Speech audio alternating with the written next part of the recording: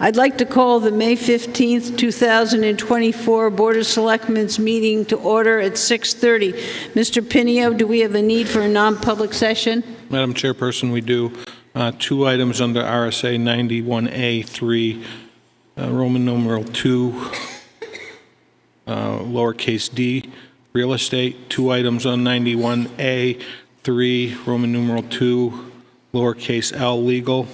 And one item under RSA 91A3, Roman numeral 2, lowercase m, consideration of minutes, for a total of 5 items.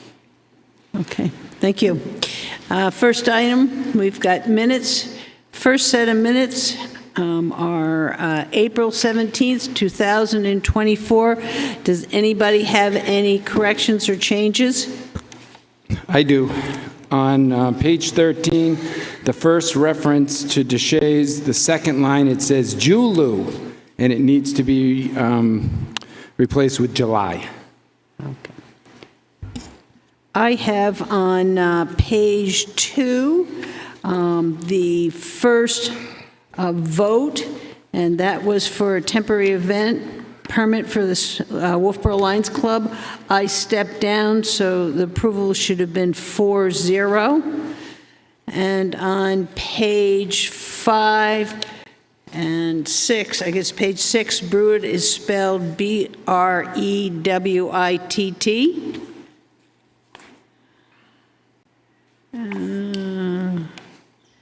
Okay, that's all I have. Does anybody else have any changes or corrections? Hearing none, can I have a motion? Make a motion to approve as amended. Second. Okay, I have a motion by Brad, second by Dave. All those in favor? Aye. Opposed?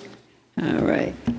Next one, April 24th, 2024. It's a special meeting. Does anybody have any corrections or changes? Hearing none, can I have a motion? Move we approve the minutes of April 24th, 2024. Special Second. Okay, I have a motion by Dave, second by Brian. All those in favor? Aye. Opposed? All righty. April 30th. Does anybody have any corrections or changes? Madam Chairman. Yep. So page 1, first reference to my name. It's probably the way I spoke, but the narrative should read from Mr. O'Brien, collective bargaining is under valid contract, period. Are those employees not covered by collective bargaining seeing an increase in benefits? Are they shouldered by the town, or is it out of the default budget? That makes it a little more clearer. And then the next sentence, I think the town manager said he'd take a look at that, but I just wanted to update my words. Thank you. Okay. Any other changes or corrections? Hearing none, can I have a motion? Yeah, move to approve as amended. Second. Okay, I have a motion by Paul, second by Brad. All those in favor? Aye. Opposed? Okay. Now we're going to go on to a series of public hearings. The first one is the Wolfeboro Board of Selectmen will hold a public hearing on Wednesday, May 15th, 2024 at approximately 6:30 p.m. in the Great Hall of the Wolfeboro Town Hall for the acceptance of unanticipated funds for an amount awarded that is less than $10,000 in accordance with RSA 31:95-B relative to the donation of a bench and a kiosk valued at $2,500 that was purchased by funds provided for the town employees from a private donor. The bench is to memorialize the grateful donations made to the staff for annual holiday celebrations. The kiosk will share information of the wildlife living in the water at 390 Pine Hill Road. Specifically, it is the home of an active turtle population. And I'll open up the public hearing. Do I have anybody who would like to speak to this?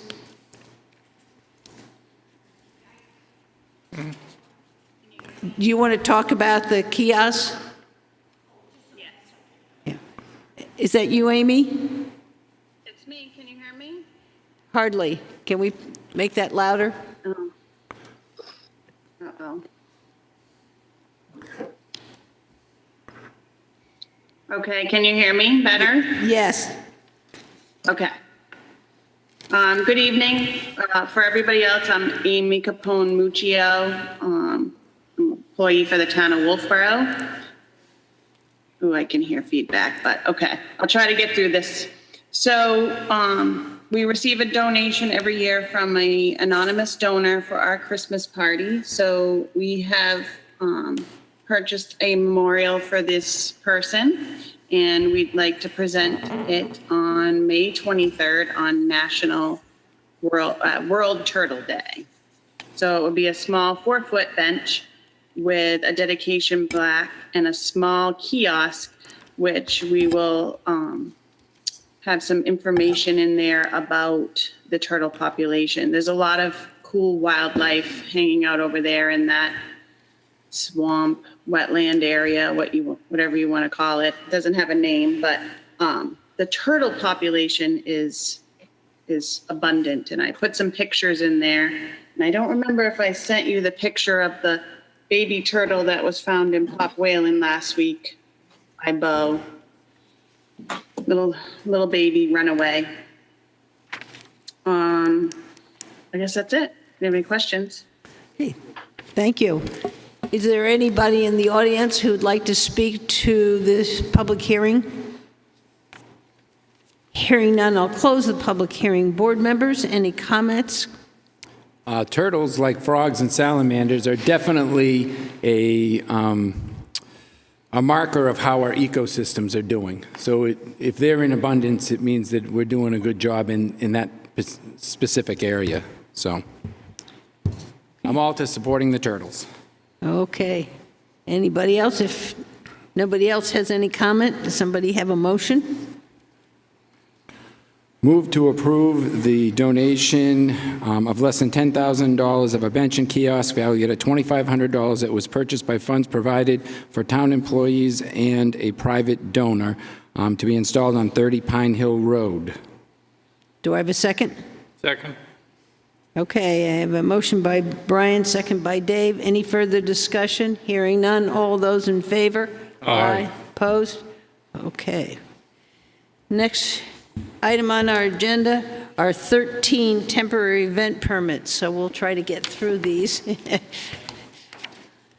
All right.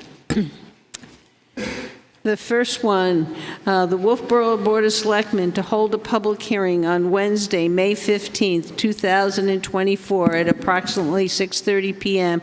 at the Great Hall, Town Hall, 84 South Main Street, Wolfeboro, New Hampshire, to consider a temporary event permit for the Wolfeboro Park and Recreation to hold the 4th of July fireworks on July 4th, 2024 on Brewster Field at 9:30 p.m., permit number 2024-34. Good evening, guys. Just here to go over our permits. I got a couple here. You want to I think just 5 state your total. name? My name's Bo Betts. I'm the you. Assistant Director of Wolfeboro Parks and Rec. Just the annual fireworks held at Brewster. Same as years past. We've been in contact with Brewster. The insurance is taken care of. Permits are taken care of. We've been in touch with American Thunder Fireworks, and everything looks good to go for the 4th. You guys have any questions? And if it rains, I'm sorry, I'll have to get back to you. it looks like here, it says on here, a rain date of the 5th. Is it? Yeah, that sounds right. Does that sound right to Yep. you? I On your see it right permit, it there. says the Yep. 5th. Okay. All right. I'll open up the public hearing. Anybody in the audience want to give us any input on this temporary event permit? Hearing none, I'll close the public hearing. Board members, any questions, concerns? All righty. Can I have a motion? I'll make a motion to approve the temporary event permit for the Wolfeboro Parks and Recreation to host the 4th of July fireworks on July 4th, 2024, the rain date of July 5th, 2024 on the Brewster Field at 9:30 PM. Permit Second. number 2024-34. Second. Okay, I have a motion by Brad, a second by Brian. Any further discussion? Hearing none, all those in favor? Aye. Opposed? Okay, we've got that permit. All righty. The Wolfeboro Board of Selectmen to hold a public hearing on May 15th, 2024 at approximately 6:30 PM at the Great Hall Town Hall, 84 South Main Street, Wolfeboro, New Hampshire, to consider a temporary event permit for the Wolfeboro Park and Recreation to hold the Granite Kid Triathlon on July 20th, 2024, from 8 a.m. to 11 a.m. at Brewster Beach, Clark Road, permit 2024-35. So this will be our 31st annual Granite Kid Triathlon. Great event. I love working it every year. It's for ages 3 to 17. It takes place at Brewster Beach. We do a very short swim that's followed by a 1.2-mile bike ride and just under a mile run. The bike ride, there's maps included here for you to see, but the bike ride is in the surrounding neighborhood and the run as well. Again, just a wonderful event to be a part of. Great volunteers, great to see the kids out there. Everybody seems to have a great time, just hope for great weather. And not only do we have a course, but you also give us a traffic plan. Yes. So thank Yep. you for that. I'll open up the public hearing. Is there anybody in the audience who'd like to give us any public input to this temporary event permit? Hearing, seeing none, I'll close the public hearing. Board members, any questions, concerns? Hearing none, can I have a motion? Move to approve the Granite Kid Triathlon on 7/20/2024 from 8 a.m. to 11 p.m., permit number 2024-35. Do I have a second? So, All right, I'll say, was that you, Paul, on the second? Yep. Yeah, okay. Brian made the motion, Paul seconded. Any further discussion? Hearing none, all those in favor? Aye. Opposed? All righty, we have that one. We'll go to the next public hearing, the Wolfeboro Board of Selectmen to hold a public hearing on Wednesday, May 15th, 2024, at approximately 6:30 p.m. at the Great Hall Town Hall, 34 South Main Street, Wolfeboro, New Hampshire, to consider a temporary event permit for the Wolfeboro Park and Recreation to host the Granite Man on August 17th, 2024 at Cary Beach from 9 a.m. to 12 p.m., permit number 2024-26. 36. Well, this will be the 41st annual Granite Man Triathlon. We attract typically up to 350 plus competitors for this race, not counting all the spectators that come along as well. 3/4-mile swim, 15-mile bike ride, 4.2-mile run. We have all of our state permits in with Marine Patrol, State Police. I have the signatures of the Tufton Borough Police Chief as well as the Wolfeboro Police Chief. So all of our permits are in and accepted, so we're good to go. Okay, thank you. I'll open up the public hearing. Is there anybody in the audience who'd like to give us any public input? Up, come on up. No, you got to come up to the microphone, sorry. This might just be a good time to, sorry, Bobby Budman, this might be a good time to just announce that they need volunteers. Okay. Any other public input? Hearing none, I'll close the public hearing. Board members, any questions or concerns? Hearing none, can I have a motion? I'll make a motion to approve temporary event permit for the 41st Annual Granite Man Triathlon on 8/17/2024 from 9 a.m. to 12 p.m., permit number 2024-36. Second. Okay, a motion by Brian, second by Paul. All those in favor? Aye. All right.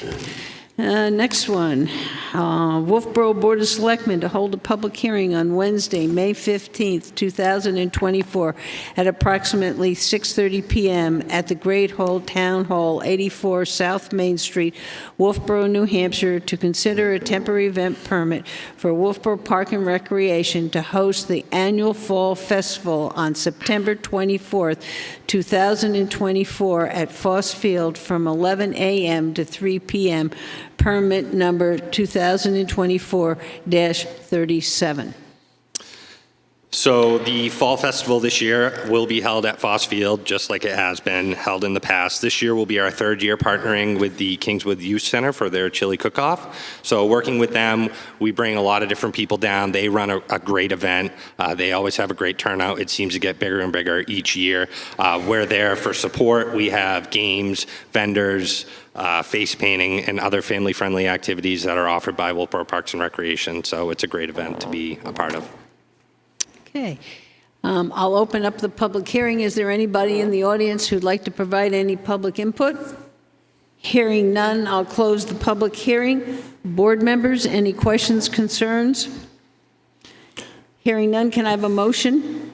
Yeah, I'll make a motion to approve the temporary event permit for the Wolfeboro Parks and Recreation to host the annual Fall Festival on September 24th, 2024 at Foss Field from 11 a.m. to 3 p.m., permit number 2024-37. Do I- Second. Brian, okay, I have a motion by Brad, second by Brian. Any further discussion? All those in favor? Aye. Opposed? All right, motion carries. Next,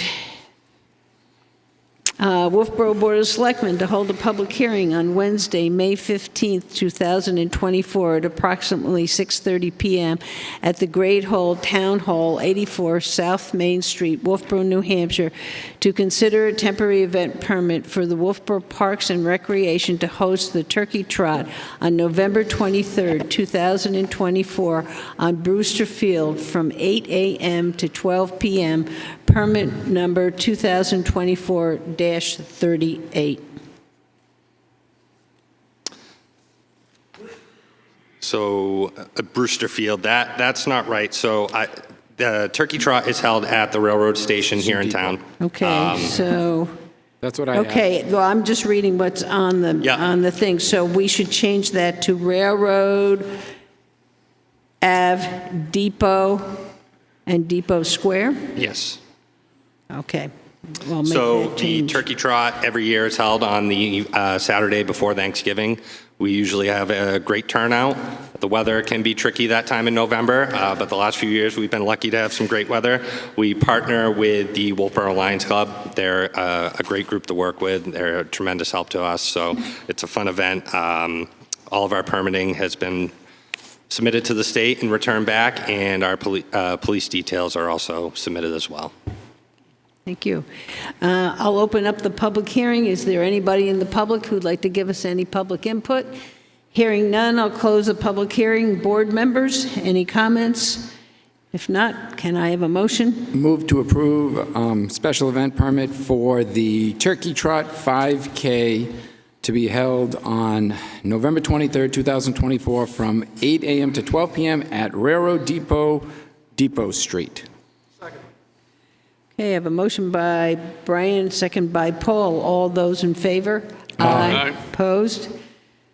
Okay. And can I just kind of piggyback off of what Bobby had said? We're always looking for volunteers for our events. It's great to have people come in and kind of see what we do. So if you're interested in volunteering for any of our events, you can reach out to us by phone, email, or just stop into the office and say hi. Thank you, guys. Thank you. All righty. Madam Chairman, can I ask Yeah. a question of Bo? Hold Bo, it. yeah, get back up there. Back up there, Bo. An enormous amount of activity. So how are you promoting this? We do a lot of promotion. We do press releases with Granite State News. If you're not familiar with our social media, Facebook, Instagram, we are sharing things with the schools. We have flyers out at our bulletin boards in town. There's one over by the liquor store. We also have a bulletin board here at Foss Field. We have brochures. Our 2024 summer brochure has been distributed all over town, countless places. I could list them. Community calendar? Community calendar on our website, on our rec desk calendar. So you're talking to the chamber about putting it in the community Yep, we calendar? share with them. We Thank share you. all of our events with the chamber. Thank you. All right, the Wolfeboro Board of Selectmen to hold a public hearing on Wednesday, May 15th, 2024, at approximately 6:30 PM at the Great Hall, Town Hall, 84 South Main Street, Wolfeboro, New Hampshire, to consider a temporary event permit for Moose Mountain Regional Greenway to host a mountain bike event on September 21st, 2024, at the Abenaki Lodge and Trails from 8:30 a.m. to 2:30 p.m., permit number 2024-38. Good evening, Astrid Wielens. I'm the office manager for Moose Mountains Regional Greenways. First year event, so a bit of a learning curve, I would admit, and grateful for Amy to assist us in the process.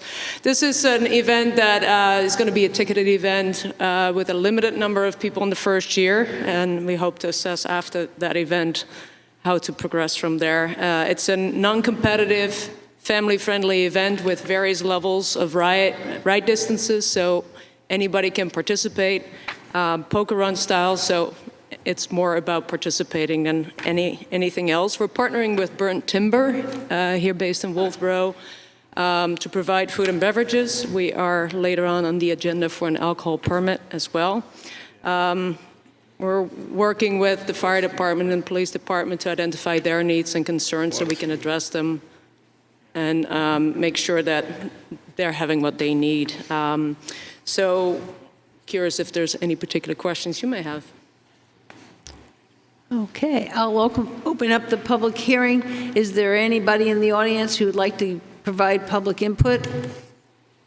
Hearing none, I'll close the public hearing. Board members?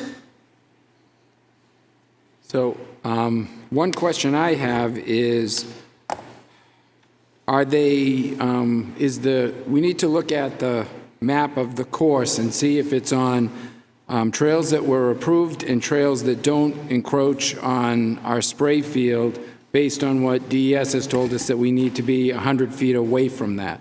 So I would say that before the event, we need to have somebody from the town, probably Chuck Smith, and a representative from the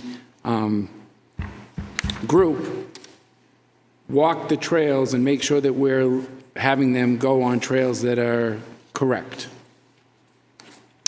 I agree with you, Brian, on that. I think we're trying to get the town's trying to produce a map. And if once we get the map, another year can give you that. But I think we are going to have to make sure you're on the trails that are open this time of the year. So Madam I think, Jim, can you arrange that to take place at some point? Yeah, so it's my understanding that this event is going to take place in September. Correct. We're hopeful to have a first draft of the maps by mid-June. So I would think that we would be able to have all of this coordinated with the final production of maps and approval hopefully before this event takes place. Madam Chairman? Yep, Paul? So a question from my colleague, were you suggesting that we conditionally approve or not approve until we know? Which one? I think right now it's open for discussion. I'd move that we conditionally approve the permit subject to a walkthrough and a confirmation by Chuck that they've done that and have that done by no later than July 15th. Do I have a second? Second. Dave gave me a second. All right. Any further discussion on the motion? So we're giving a conditional approval subject to the review of the trails, in essence, is what you're saying, Paul. Am I correct? And a report back from And we want to Chuck. report back to the Board of Just something to Jim that he can just check off the box Is and say it we've looked to at it. Jim or is it to us? Jim. Okay, to Jim. Jim's the town manager. And I'm assuming you have an insurance policy? It is actually in the works, so if that may be the pending other piece, but we're in the application process. Okay, so included in that motion is an insurance Included, you have to policy. have a certificate of insurance, so that'll be all subject to review for Jim. Thank you. You should tell her 1 million, 2 million, what do you want for a policy? Well, she can talk to Amy. Amy has the standard. It's in the packet. Okay. We have a general certificate of insurance, but I got the impression from Amy that we need one specifically for the trails and for Yeah. Yes, components. So that's the additional rider that we're working on right now. okay. Any other conditions? All right, all those in favor? Aye. Opposed? Okay. Thank you. Have your permit. Thank you. All righty. The Wolfeboro Board of Selectmen to hold a public hearing on Wednesday, May 15th, 2024 at approximately 6:30 p.m. at the Great Hall, Town Hall, 84 South Main Street, Wolfeboro, New Hampshire, to consider a temporary event permit for the Wolfeboro Lions Club to host the July 4th annual car show on July 6, 2024 at the Nick from 11 a.m. to 2 p.m. Permit 2024-40. Hi, Gina Lassard, Wolfeboro Lions Club. This will be our 4th annual car show at the Nick. Be the same as always. As long as we have good weather, we expect a good turnout. Okay. And it's on July 6th? Correct. Okay. Cool. It's part of that July 4th event. Yes. Weekend. Yep. Okay. I'll open up the public hearing. Do I have anybody who'd like to give us public input? Hearing none, I'll close the public hearing. Board members? Yeah, I'll make a motion to approve the temporary event permit for the Wolfeboro Lions Club to host the 4th annual car show on July 6, 2024 at the Nick from 11 a.m. to 2 p.m., permit number 2024-40. Do I have a second? Second. Dave? All right. I have a motion by Brad, second by Dave. All those in favor? Aye. Opposed? All righty. Thank you. You have your permit. All right. Next one, the Wolfeboro Board of Selectmen to hold a public hearing on May 15th, 2024 at approximately 6:30 p.m. at the Great Hall, Town Hall, 84 South Main Street, Wolfeboro, New Hampshire, to consider a temporary event permit for Camp Sentinel to host a mascot walk around downtown Wolfeboro on May 25th, 2024 from 9 a.m. to 4 p.m., permit number 2024-41. Is there anybody here to speak to this? Yes, Chairperson. My name is Tucker Van Brunt. Can everyone hear me okay? Mm-hmm. Excellent. Chairperson and board, thank you very much for considering this proposal. I wish I could be there in person, but I reside here in Newburyport. I serve as the marketing director at Camp Sentinel. We are just down the road off of Route 171, connected to 109 in Tuftonboro. We are celebrating our 75th anniversary. It was founded in 1949. We are looking to take our moose mascot and get some engagement in our local communities. What we're looking for is, I would say, relatively basic. Just having a mascot walk around with a staff person and another individual as well as a handler, potentially with a DSLR camera to document the experience. What we want to do is we want to give out treats. We want to give out s'mores packets because we are a summer camp.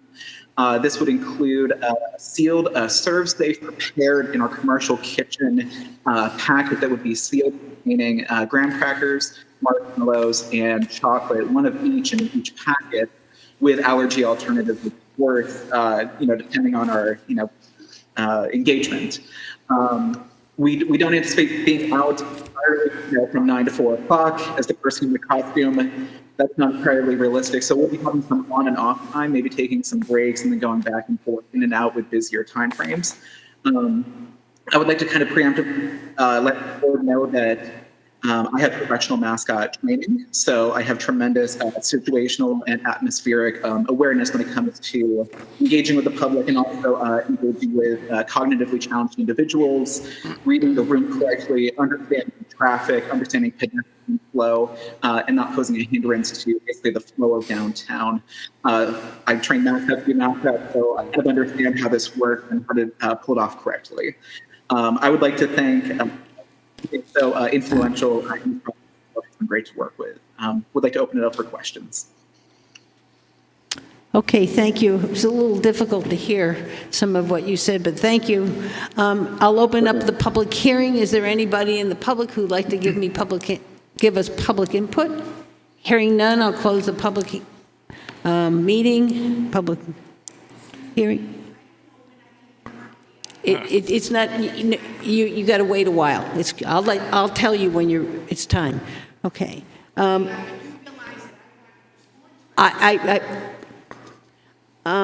I have any discussion by the board? So the only thing is that their insurance that they have listed is from 6/1/2024 to 6/1/2025, and this event will be before that. I talked to Tucker on the phone, and he said that he was in the process of getting a copy of the insurance policy for this year that is in effect right now.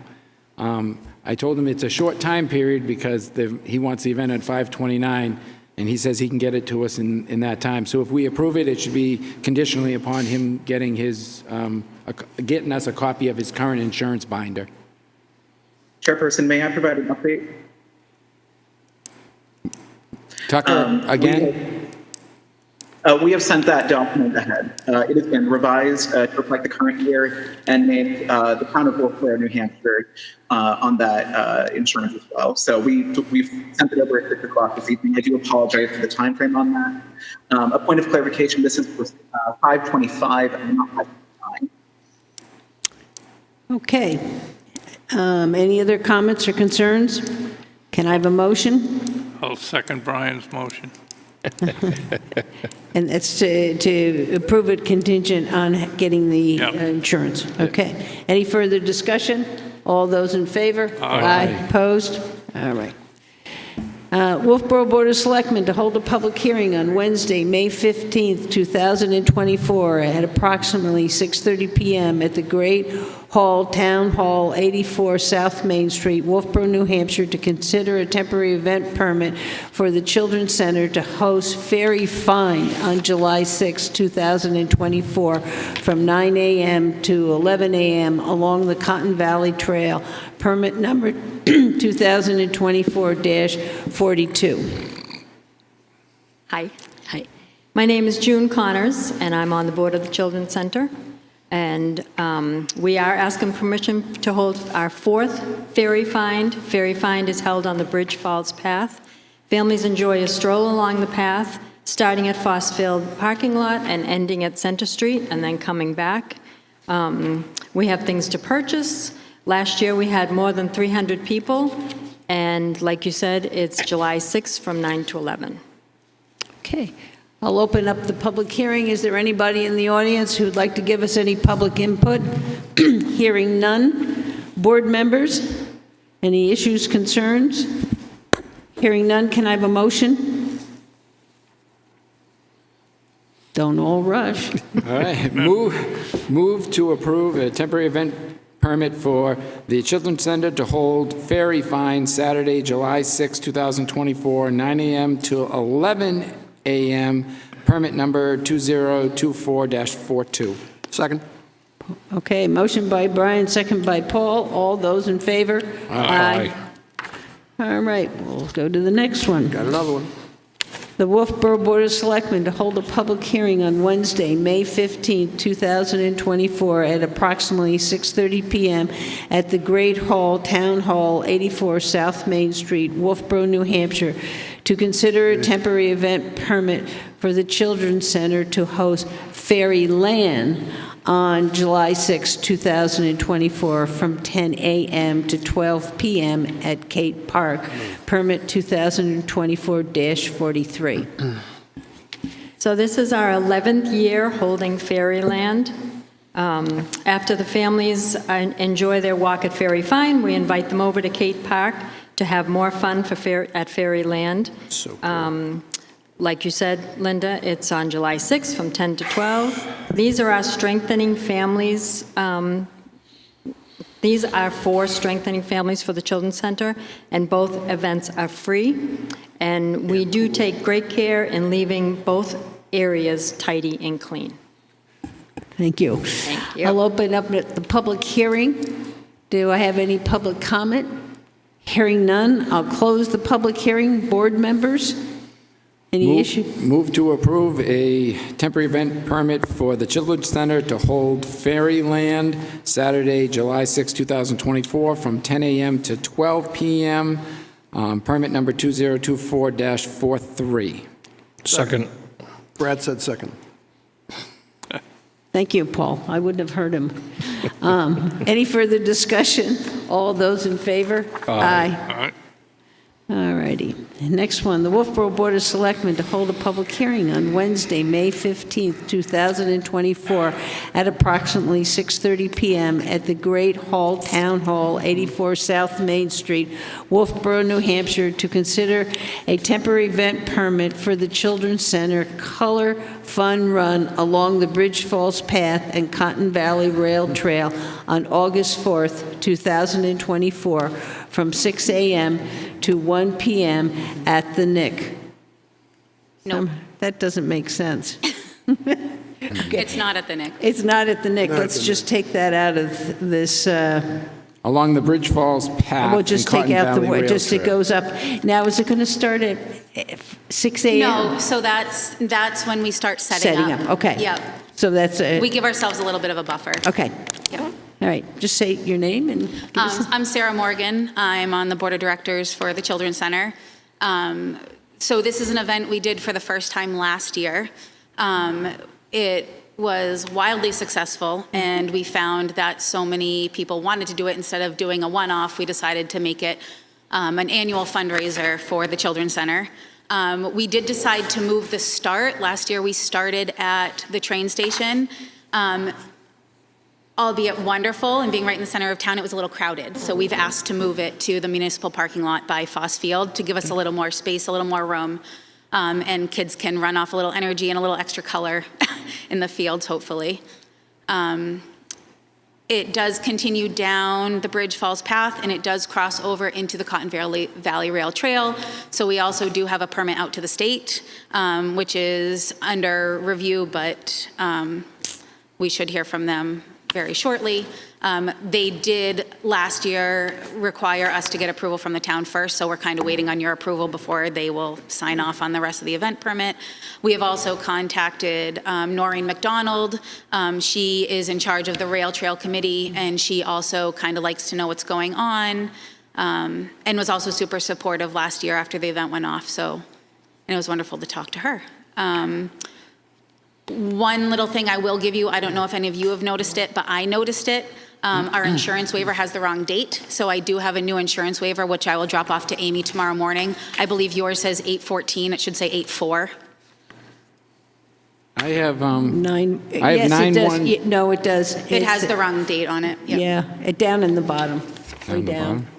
The policy itself is until September, but it says the fun run. The start date is incorrect. Yeah. Yep. So I will drop off a new one of those tomorrow morning. Okay. All righty. I will open up the public hearing. Is there anybody in the audience who'd like to give us any input? Hearing none, I'll close the public hearing. Board members? So I'll make a motion to approve the Children's Center Color Fun Run and Walk on Sunday, August 4th, 2024, starting at The actual start time's 9 a.m. 9 a.m. to 1 p.m. at the Glendon Street Field along the Bridge Falls Path and to the Cotton Valley Rail Trail, contingent upon approval of state permit. And Permit also- number 2024-44. And also, they need to fill out a detail form, which is on our, Okay, and that, you added that, right? amended. Yeah. Okay, I do have the detail, the police detail form. okay. All right, that's Yep. just on our. I do have that. Okay. Yep. Good. All right. Any further that's a motion by Brian. I need a second. I'll second it. Look at that. Any further discussion? All those in favor? Aye. Thank you. You're welcome. Next, Wolfeboro Board of Selectmen to hold a public hearing on Wednesday, May 15th, 2024, at approximately 6:30 p.m. at the Great Hall, Town Hall, 84 South Main Street, Wolfeboro, New Hampshire, to consider a temporary event permit for tri-track event to hold a triathlon at the Nick on July 29th, 2024, from 5:30 a.m. to 12:30 p.m., permit number 2024-45.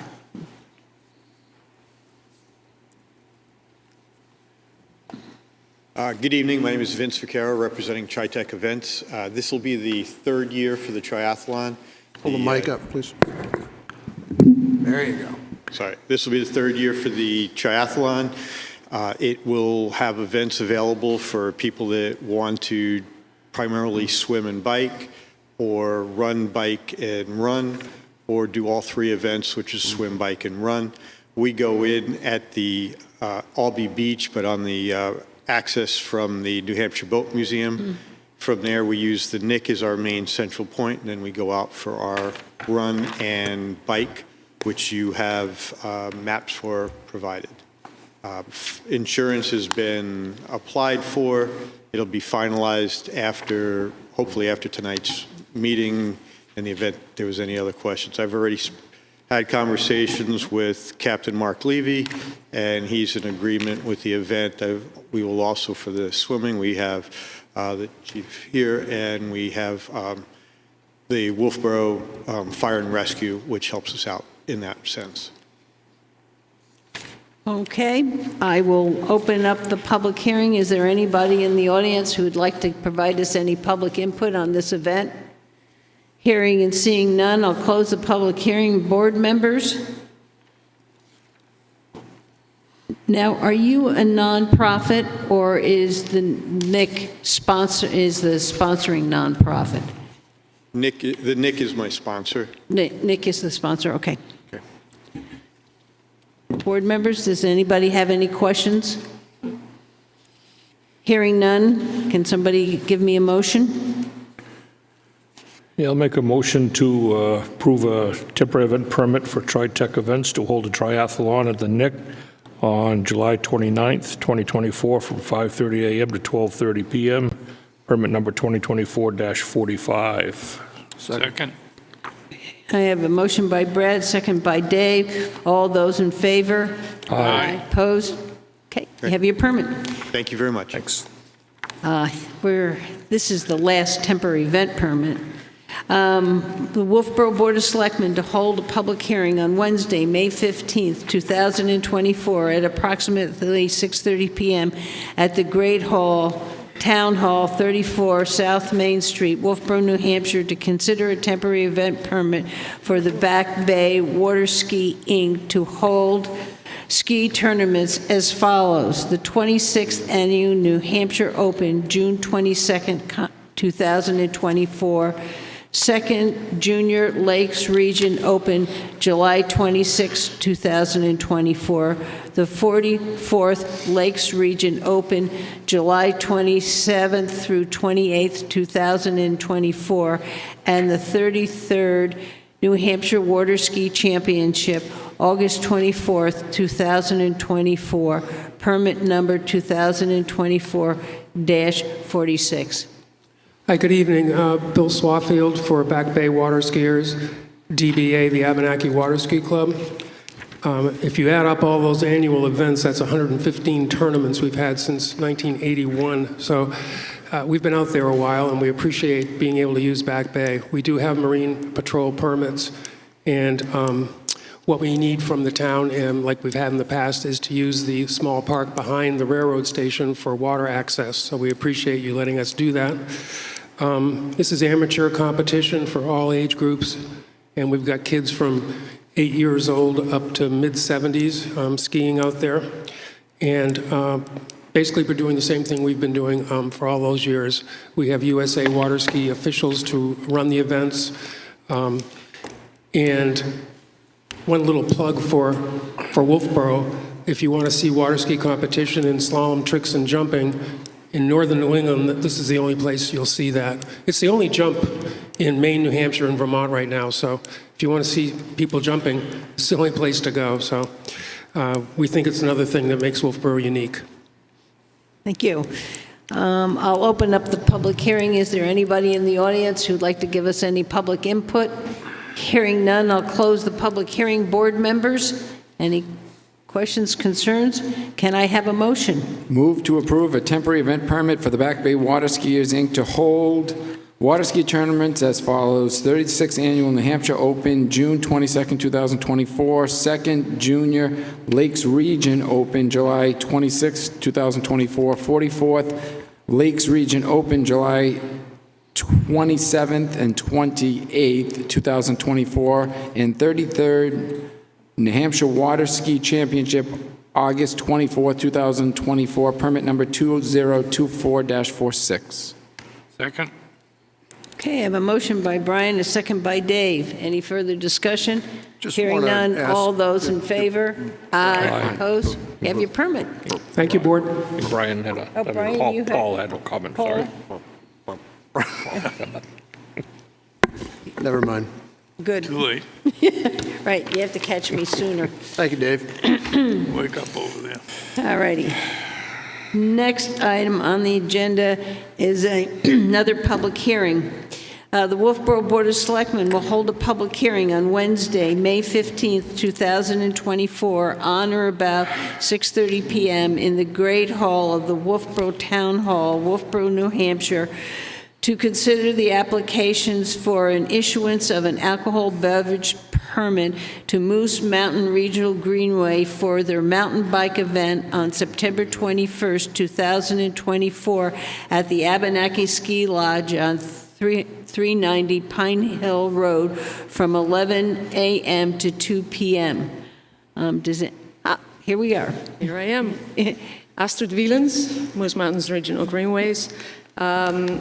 As part of the bike event that you just approved, pending some of the next steps, we would like to partner with Burn Timber here in Wolfeboro, who would provide, after the biking part, food, as well as we would provide every participant that is registered with 2 tickets for which they can get a pint of beer or possibly something else.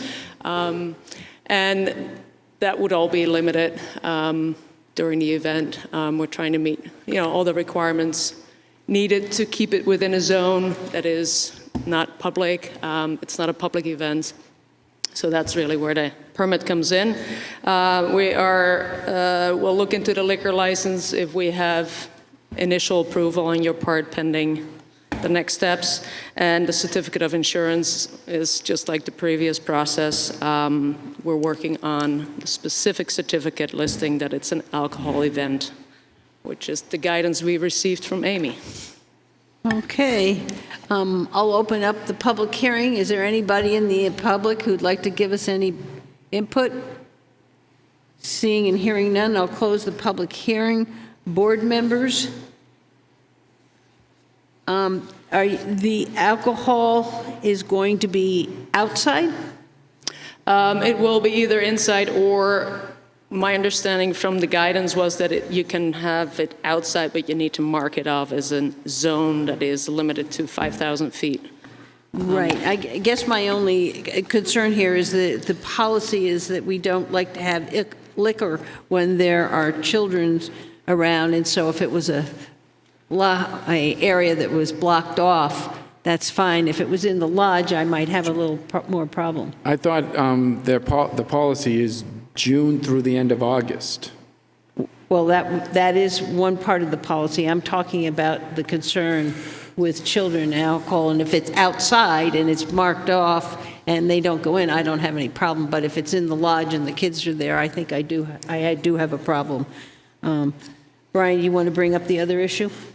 Yeah, I thought according to our alcohol policy at Abernathy that it can only be outside through the months of June and August, to the end of August. That after that, it has to be inside only, if I read it correctly.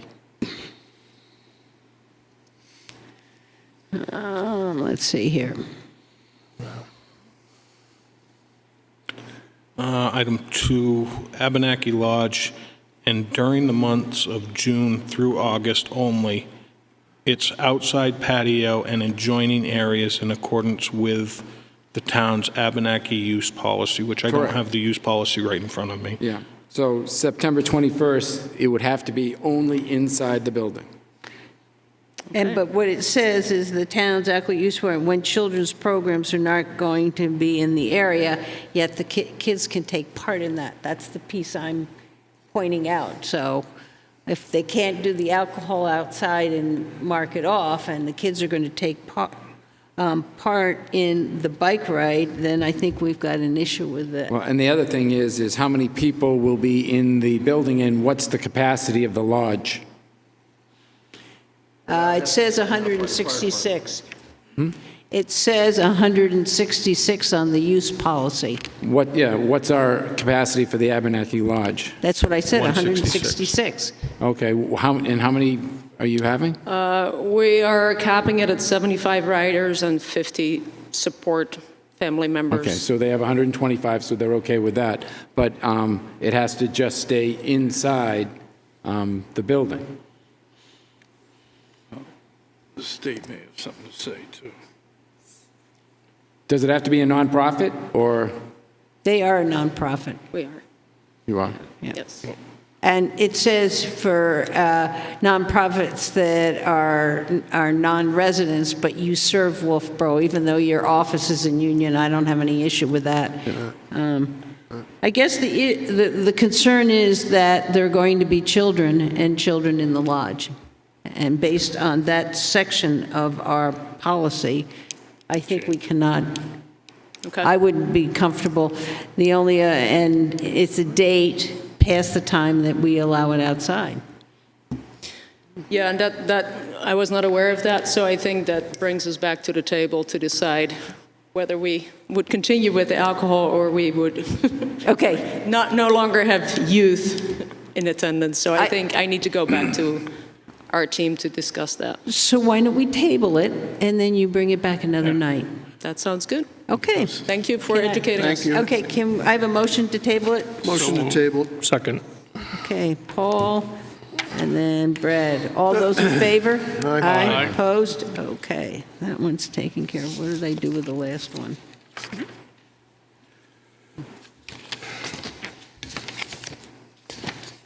Here it is. Okay. One last one.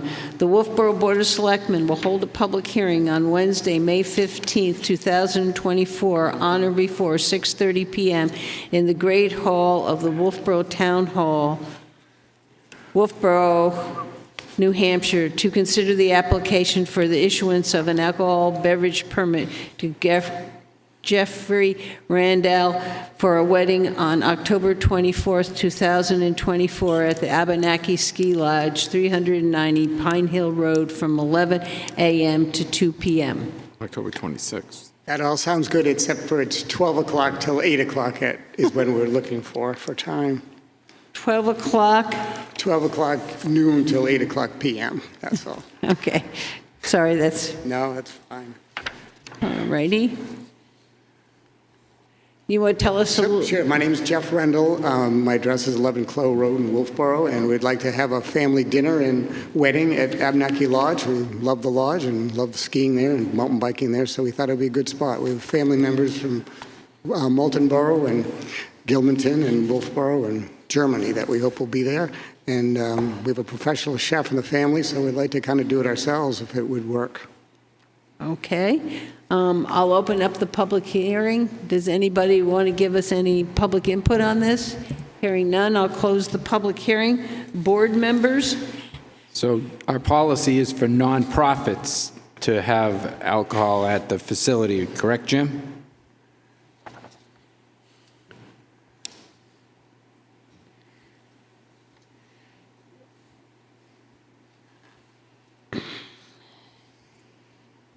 Correct. I'll have a suggestion for you. Sure. There are the Friends of Abenaki who are there, and the last time we had a family who wanted to put on an event, they were willing to sponsor it. Okay. So you get the nonprofit. Okay. And so he just left. Bill Swaffield just walked out. And I think that's the best way for you to move forward with this and come back when you have that. The only other issue is the date. October 26th, is that outside our range, or is that okay? There isn't a range for the building, there's only a range for outside the building. Okay. As long as there are So, no okay. children's functions happening the same weekend. Okay. Now, what if there's a hockey tournament starting up? But that's another building. That's in a different building, so we're not concerned about that. I think we have to go building by building, whatever. Correct, board right? member- I would think that. Yeah. Okay. All right, Okay. so we're okay as long as it's already booked, it's available, and they get a nonprofit sponsor, Yeah. we should be okay. Yeah. So do you want to table this, Linda? Yeah. All right. Do I have, and did I hear you make that motion? I second, Make a motion. I Okay. second Table. Dave's motion. All those in favor? Aye. And get that, come on back. Okay, Friends of Abenaki. Yes, Friends of Abenaki, Bill Swaffield is the president. 6/27 of October. All right, there are those.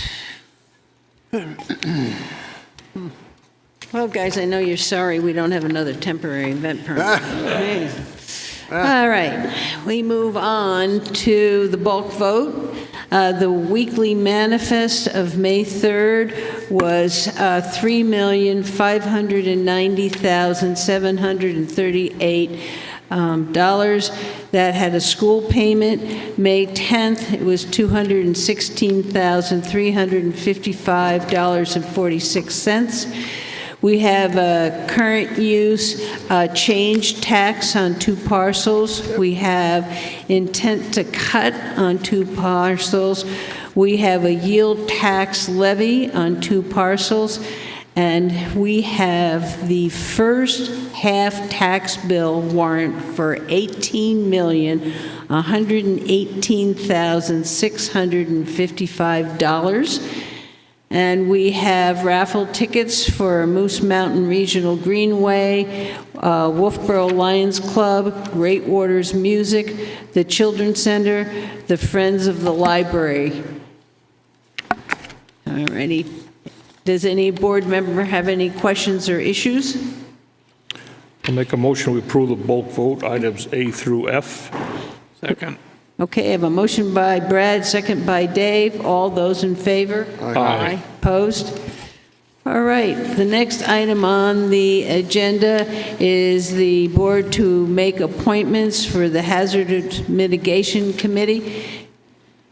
Maybe the chief will come up and introduce this. Teaser.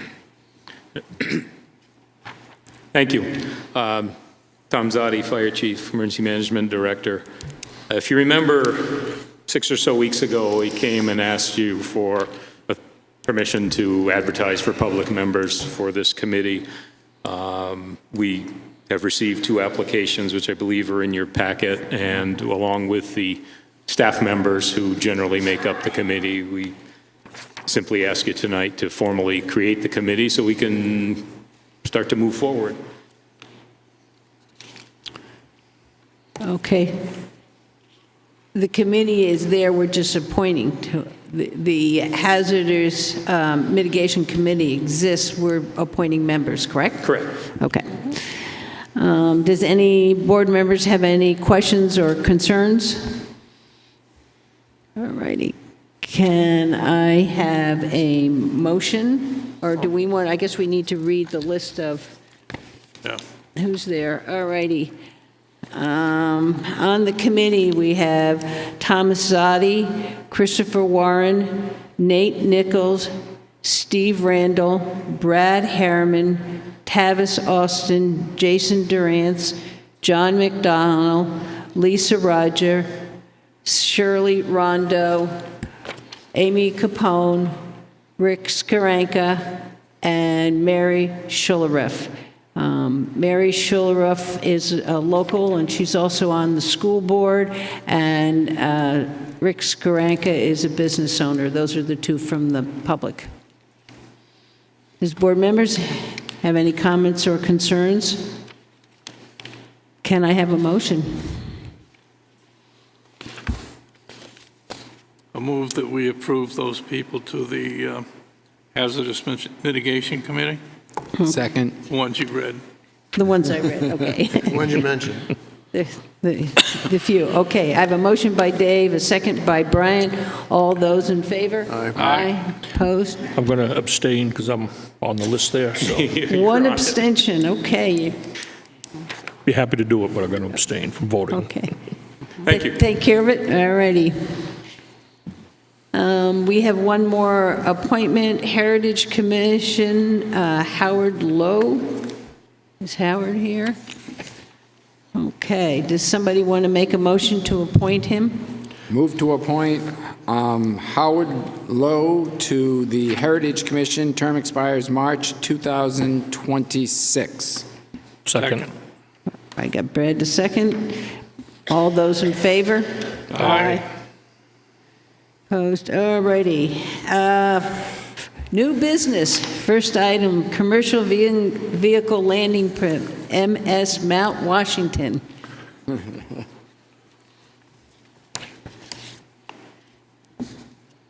Hello, I am Jared Moreo. I'm the general manager of Mount Washington Cruises. It's good to see you all again. Yeah. This is our annual landing permit.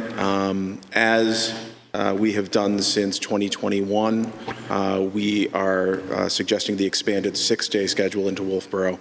That has proven to be very fruitful for us and hopefully for the town. In 2023, we actually, I discussed a new initiative where we were partnering with the Wolfeboro Trolley Company to address some of the parking concerns in downtown, particularly those that come from our customers. That program has been very, very successful.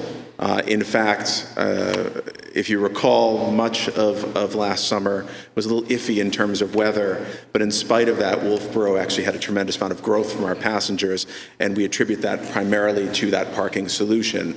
You know, whenever anybody comes to come on a cruise, they have a choice of what port to use, particularly if they're in between here in Wolfeboro, or I'm sorry, here in Weirs. So solving that problem actually was very fruitful for that reason. Over time, we're continuing to add new features that are beneficial to the people of Wolfeboro.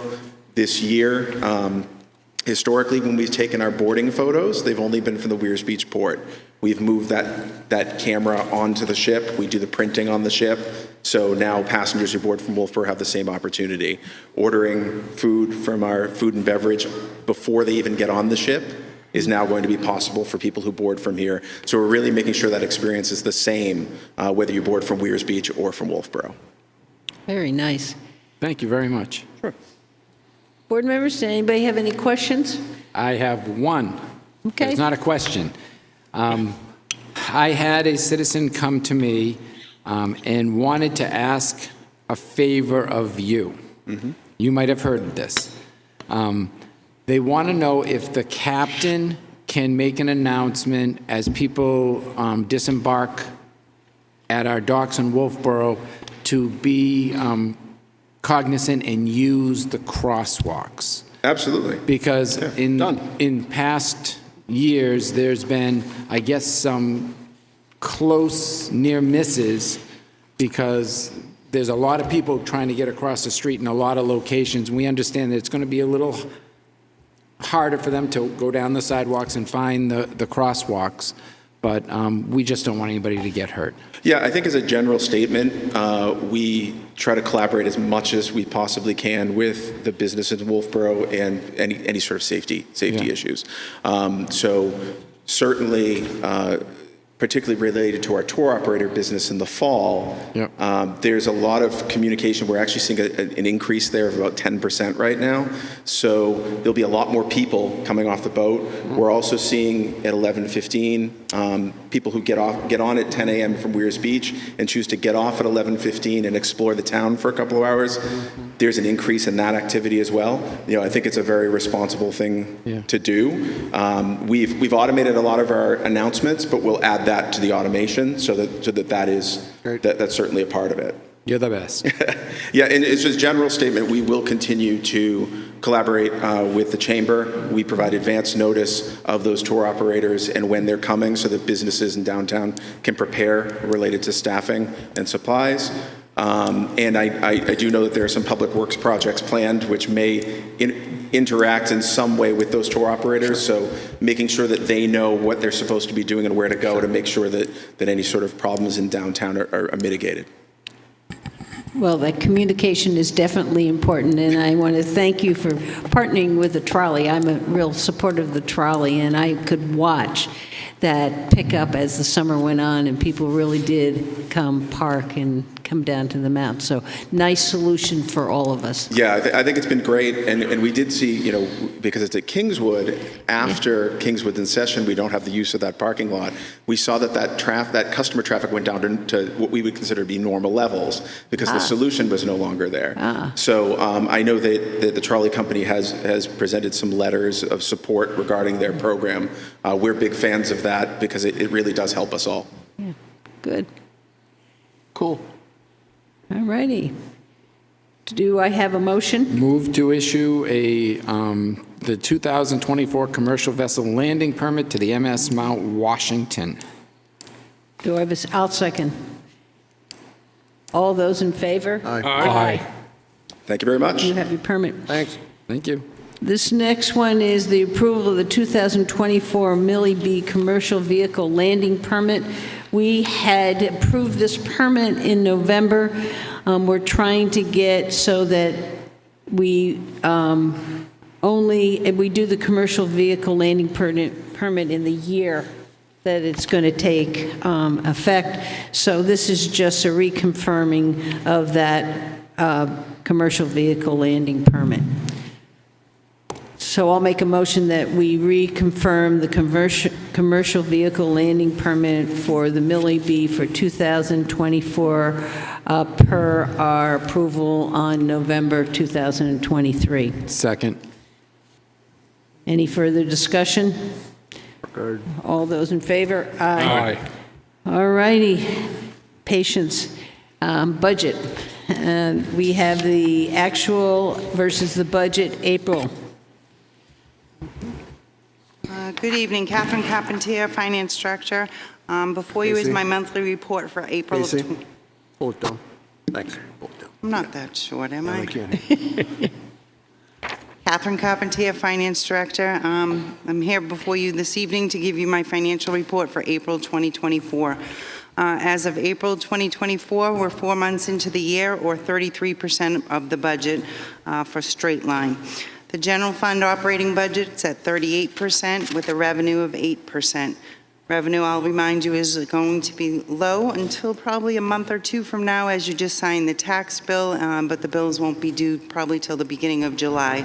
So June and July, we'll start seeing those revenues coming in.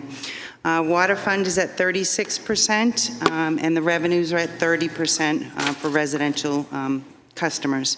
Municipal electric is at 39% with revenue at 35%.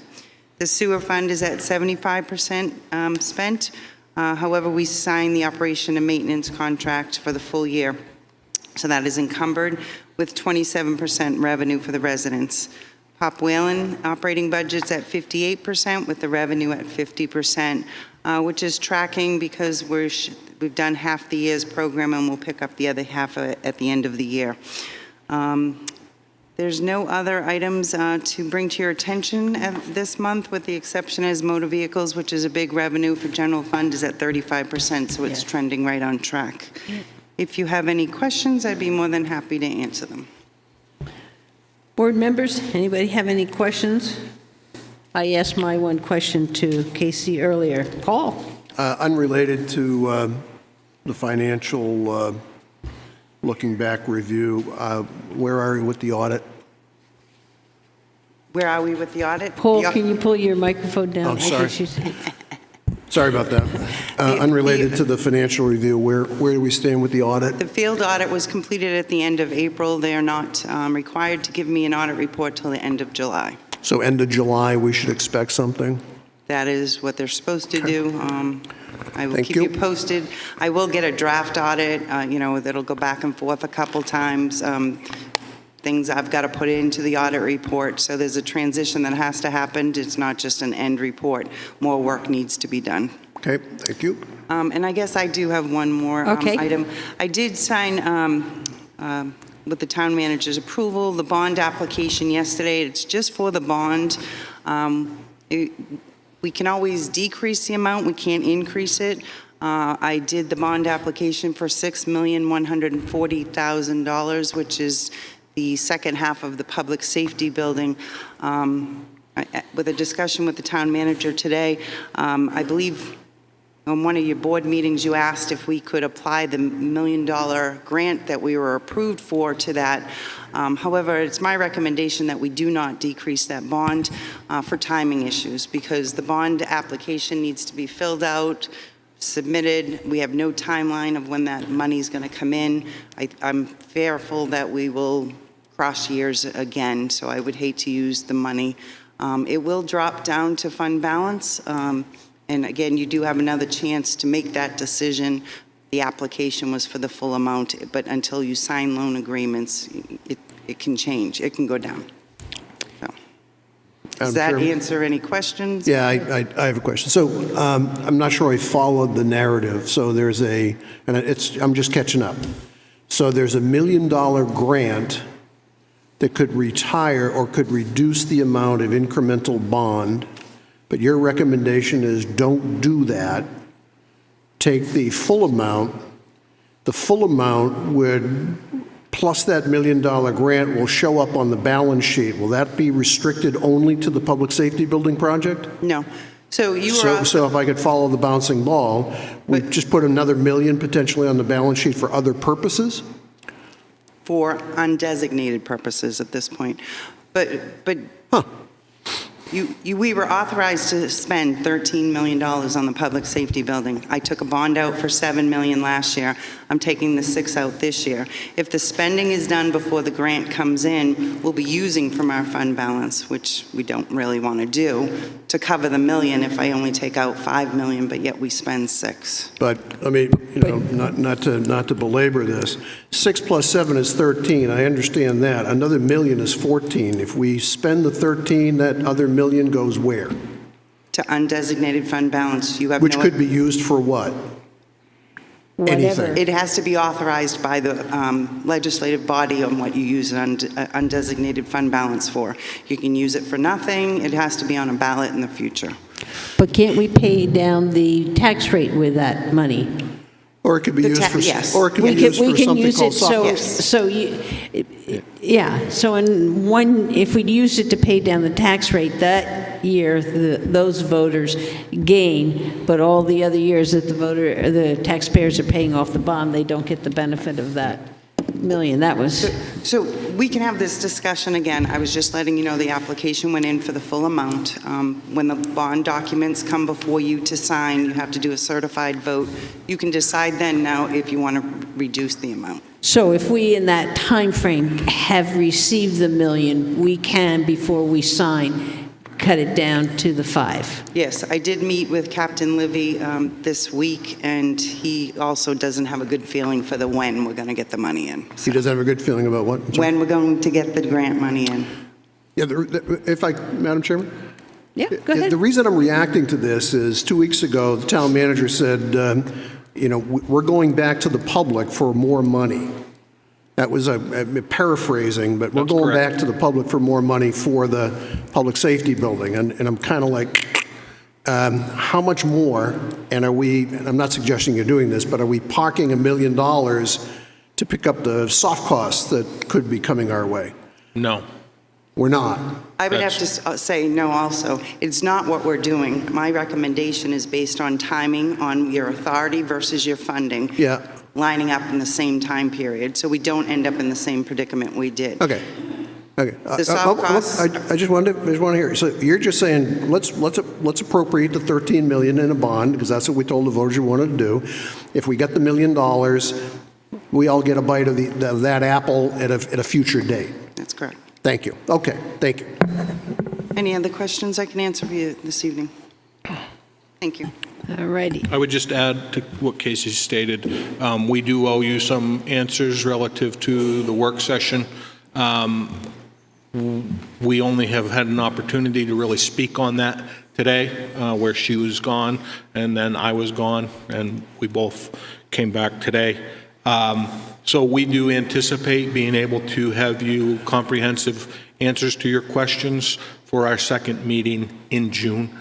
We don't think we're going to be able to get it done for the first meeting in June. I'm thinking that's probably going to be a heavy meeting anyways with the public hearing regarding the Route 28 project. So timing-wise, it'll be that second meeting in June. We'll have comprehensive answers for you. Okay. Thank you. Next item on the agenda is the Pop Whalen expenditure and revenue report. And I don't Would like to think... table? Yeah, I would like to make a motion to table that. Can I have a second? Second. Any further discussion? I made the motion, Dave seconded. All those in favor? Aye. Opposed? Abstain. Okay. Next item, the Abenaki groomer lease. So a couple weeks ago, you had a packet in front of you regarding a lease of a groomer. As we came into that meeting, that groomer had been sold, so it was not available. Since that time, another groomer has become available. Mr. Smith has provided you the expense associated with that. Total cost of $230,000, $15,000 worth of trade-in, brings us to $215,000 and some change. In that packet, you had a couple of different lease options, and then we received correspondence today through the finance director through a local lending institution that had another option that laid out the parameters of the costs much clearer, which I believe you have in front of you, and I sent to you electronically this afternoon. Mr. Smith is here to be able to speak on behalf of this, and I think Casey is handing out that document now. Late breaking Oh, news. okay, thank you. Thanks, Casey. Thank you very much. This is in the email, though, isn't it, Casey? Correct. Yeah, okay, good. Thank you. Thank you. Chuck, I have a question for you. Yes. Damn. Hold on. Wait, why don't we let him do the, before You the have board- anything you want to present first, or? Brian. Chuck? So anyway, Let's just get it done. the groomer, that newer one now, it's 3 years newer, same hours, better machine, according to what I read with the warranty information. Besides the fact we'll get rid of the other groomer with a trade-in. And right now it's in Aspen, hopefully on its way back to here. That's what I can tell you. Madam Chairman? Oh, go ahead, Brian. So, Wait, are you done? Or is there more you want to tell us? Well, that's basically the information on that groomer. Okay, Now, I just got this today, like you guys did. yeah? I think the finance rate on this is a lot better than what I put in the packet. Besides, it's Meredith Village, which is a nice local bank, and they gave a lot of money to the rink. Yeah. So, So you are in favor of the new groomer? Yes. You think it's a good deal with the new finance with Meredith Village? Correct, yes. All right, which of you, no. You can start. You two are Trip. Go ahead. so just a couple quick questions. Okay. In 4 years, we've had $67,000 of maintenance in the old groomer, correct? Okay. Out of that $67,000, give me the best guess you can, or if we have to go back, we'll go back and look at it. How much is general maintenance that you have with any groomer, and how much is keeping the thing together because it's falling apart? Most of this is, from the other room, is keeping it together so it doesn't fall apart. Okay. But I don't know what an annual cost would be on, the new groomer we're going to get. You're not sure what the I'm not maintenance... sure. I can Okay. call and ask them what they figure on a annual maintenance program. Yeah, because I'm looking at it saying we have $33,000 in interest. If we save over this time frame, $33,000 in maintenance that would be done on the old groomer, it kind of makes the interest disappear a little bit. Well, we're looking at this right here, the spreadsheet I put together. I mean, new tracks, bogey wheels falling off, the frame breaking, the blade had to be welded, the fan shroud collapsing. I mean, you're not going to find that on a new machine. You're not going to find that on the new machine. And if you look at the report, it looks like in 2021 and 2023, the annual maintenance costs gross together was about $15,000 for that time frame. Yeah. And the other thing with the new machine, since it's going to be more fuel efficient, we can groom the hill in half the time using half the fuel. Yeah. You don't know your fuel costs on just the groomer for the year, do you? I do, but I don't have it with me. Okay. It's around, I may be able to get that. I think it's around $5,700, maybe $6,000. Okay. So it is going to be expensive having a new groomer. However, with a decrease in maintenance, fuel costs, that will take away some of the hit with the interest that we have to pay and then some. Correct. Okay. Paul? Thank you. So the question for the town manager. So Jim, are we here to make a decision tonight? We would like to. I believe the purchases and sales agreement does have an expiration date of the 9th of June. However, we did see what happened previously. Mr. Smith had a machine. It was sold out from under him. That potentially could happen again. So yes, ultimately, we would like to make a decision. But if you want to table it, that's your discretion. So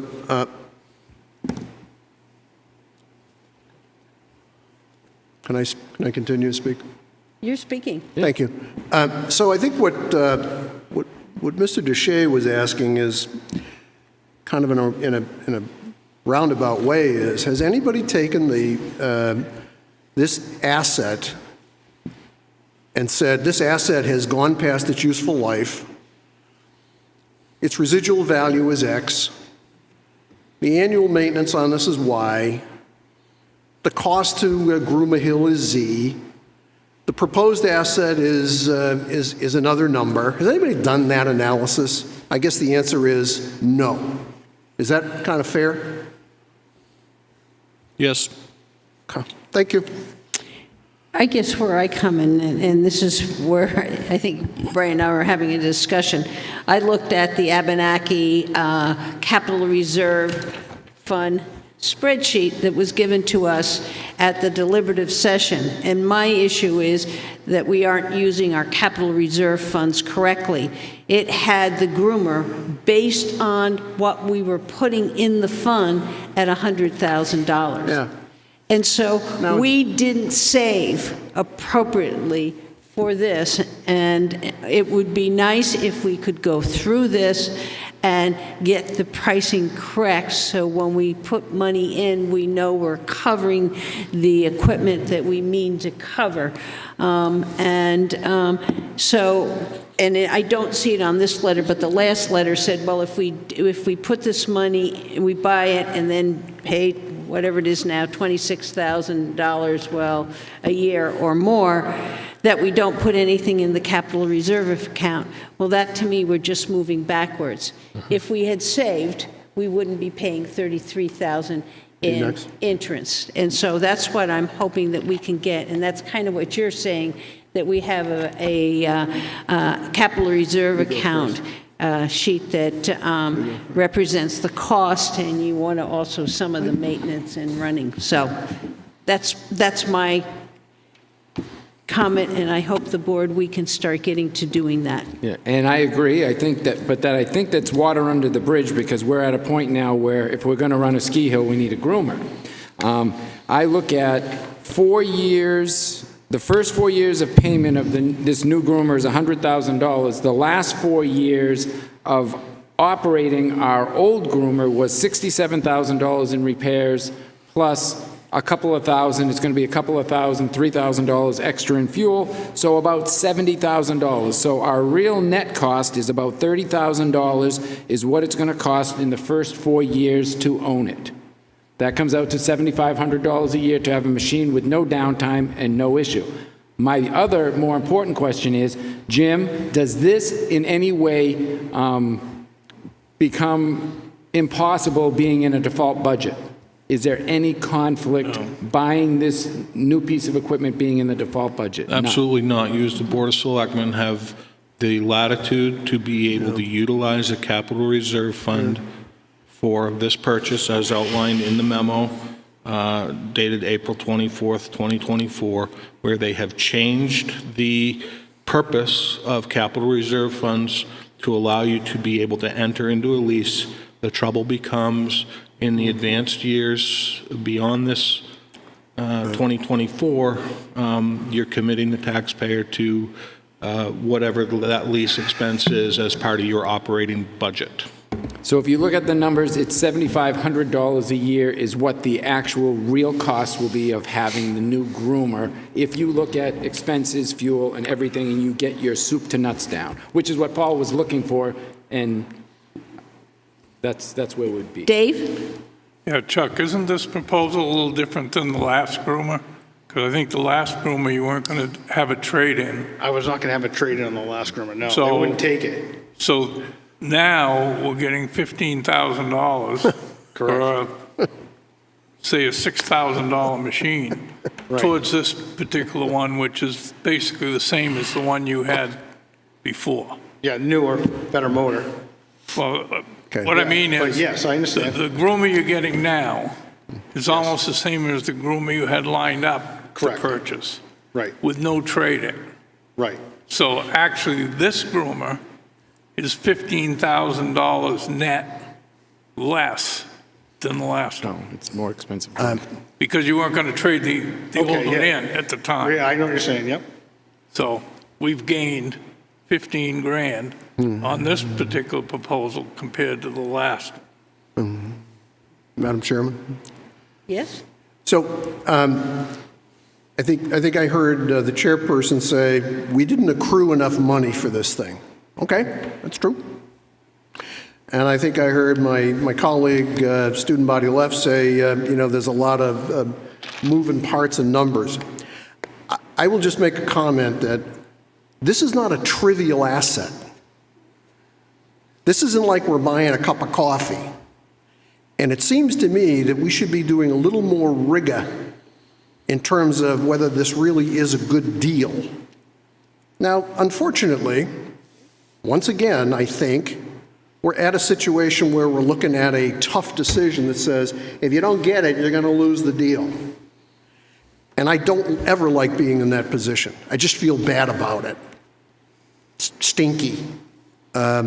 And I'm not sure that, it's with if the other one had no residual, the other person said, I'm not taking it, and now we got this one. That to me sounds like a salespersonship going on.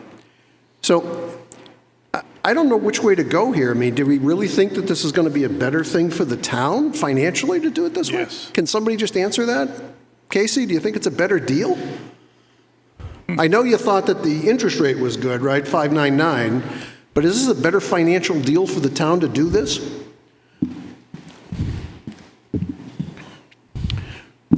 I believe you're asking me for my opinion on a few things. So I agree with Selectman Murray, Chairman Murray, excuse me. We've probably been using the capital reserve fund for more operating things versus saving for the future big purchases, which is why we got don't to do better have. on that side. So I do think we've been putting money away but we've been using it for the Band-Aid stuff, Right. or, where we need to really be saying, we need a new machine in, I don't know, is it 10, 20 years, and how much is it going to cost us in 20 years, and put in 30,000 till we get to that number, or whatever it is. I do think that this is a good idea right now, because I also was told, I believe by Chuck, that this is the time when they sell the used, groomers, right? I mean, this is the time to buy it, because if you try to wait till the fall, we're not going to get any sort of deals. We're going to be backpedaling. Yeah, So right. the springtime is the time to buy, because the people who are upgrading are getting rid of their old stuff now. Did I Thank hear you. that from you? Yes, that's correct. Yeah. And one last comment, and I don't mean to be a smartass. I was kind of hoping for the net present value of this thing is better than an alternative. And that's fine. I think Brian has thrown some numbers around that, may make sense. Okay. Brad? Yeah, thank you. I agree. I think, we definitely need to relook at how we're managing the capital reserve fund for Abenaki here. We do have an opportunity here, what seems to be, pricing. We were able to observe this one a month ago, I guess it was. So we've seen two of them now, about the same price range and stuff like that, or what they are. So I feel pretty comfortable that this is a decent deal. I just want to I am supportive of this, but I just want to make one thing clear for everybody, that we're still buying a 5-year-old machine with a couple thousand hours on it. Yep. That if you think you're going to get something and you're not going to have maintenance to do on it, or something's not going to break, no, don't be misled. You are going to have some maintenance issues. So, hopefully there's enough in the budget for that and stuff. They're going to be minor. In the earlier stages, you're not going to get into the tracks, the crack frame, the push blade, stuff like that. They'd be minor, but anytime you're buying equipment, there's always going to be some maintenance issues pop up here and there. But I am supportive of this. I think it's as good a deal as we're probably going to find right now on a groomer, and we definitely need it for the slope. So. Yeah, and I'm in support of it also. I just want us to do better planning to come, and for the other things that slope might need. I mean, it's a wonderful asset. The kids who I take my grandkids, and the people who are using it love that slope. It's a real asset to the town. So I'm willing to support it, but I would like us to work better at our planning process, Brian, I see you, in the future. Brian? Or lack of a better phrase, is this certified pre-owned? Meaning, do they go through it from soup to nuts? Do they go through it, make sure that it is in good shape when we get it? Yes. When it gets here, they're going to go through it. And what happens if it blows up the first month? Well, we'll at least have a 30-day warranty on it. 30 days from when we get it, or 30 days of operation? I'll have to find that out. I would say to them, if you can't give us a 30-day warranty from the time that we start going up the first hill with snow, don't deliver it until the first. We'll pay for it, but don't deliver it and sign the contract till it goes up the hill the first time. Correct. Yes. Yeah. I'll find out. I got to talk to him tomorrow anyway. So we ran into that with our EV chargers in town. They were delivered in the fall. They weren't installed until June. We lost 6 months or 7 months of our warranty on them because we didn't get them installed in time. So, Brad? Question, has this groomer, has it been on the CIP and gone through that process at all? Or being in cap reserve, it's not needed, or? So because of the number that it had been quoted at, $100,000, it never really reached a CIP project. Right.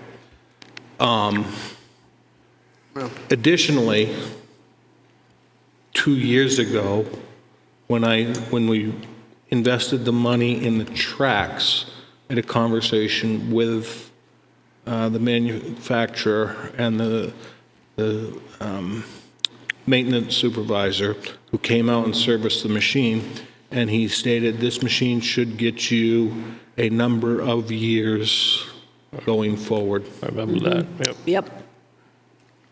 That's where I was hanging my hat on. I ran these machines in the past.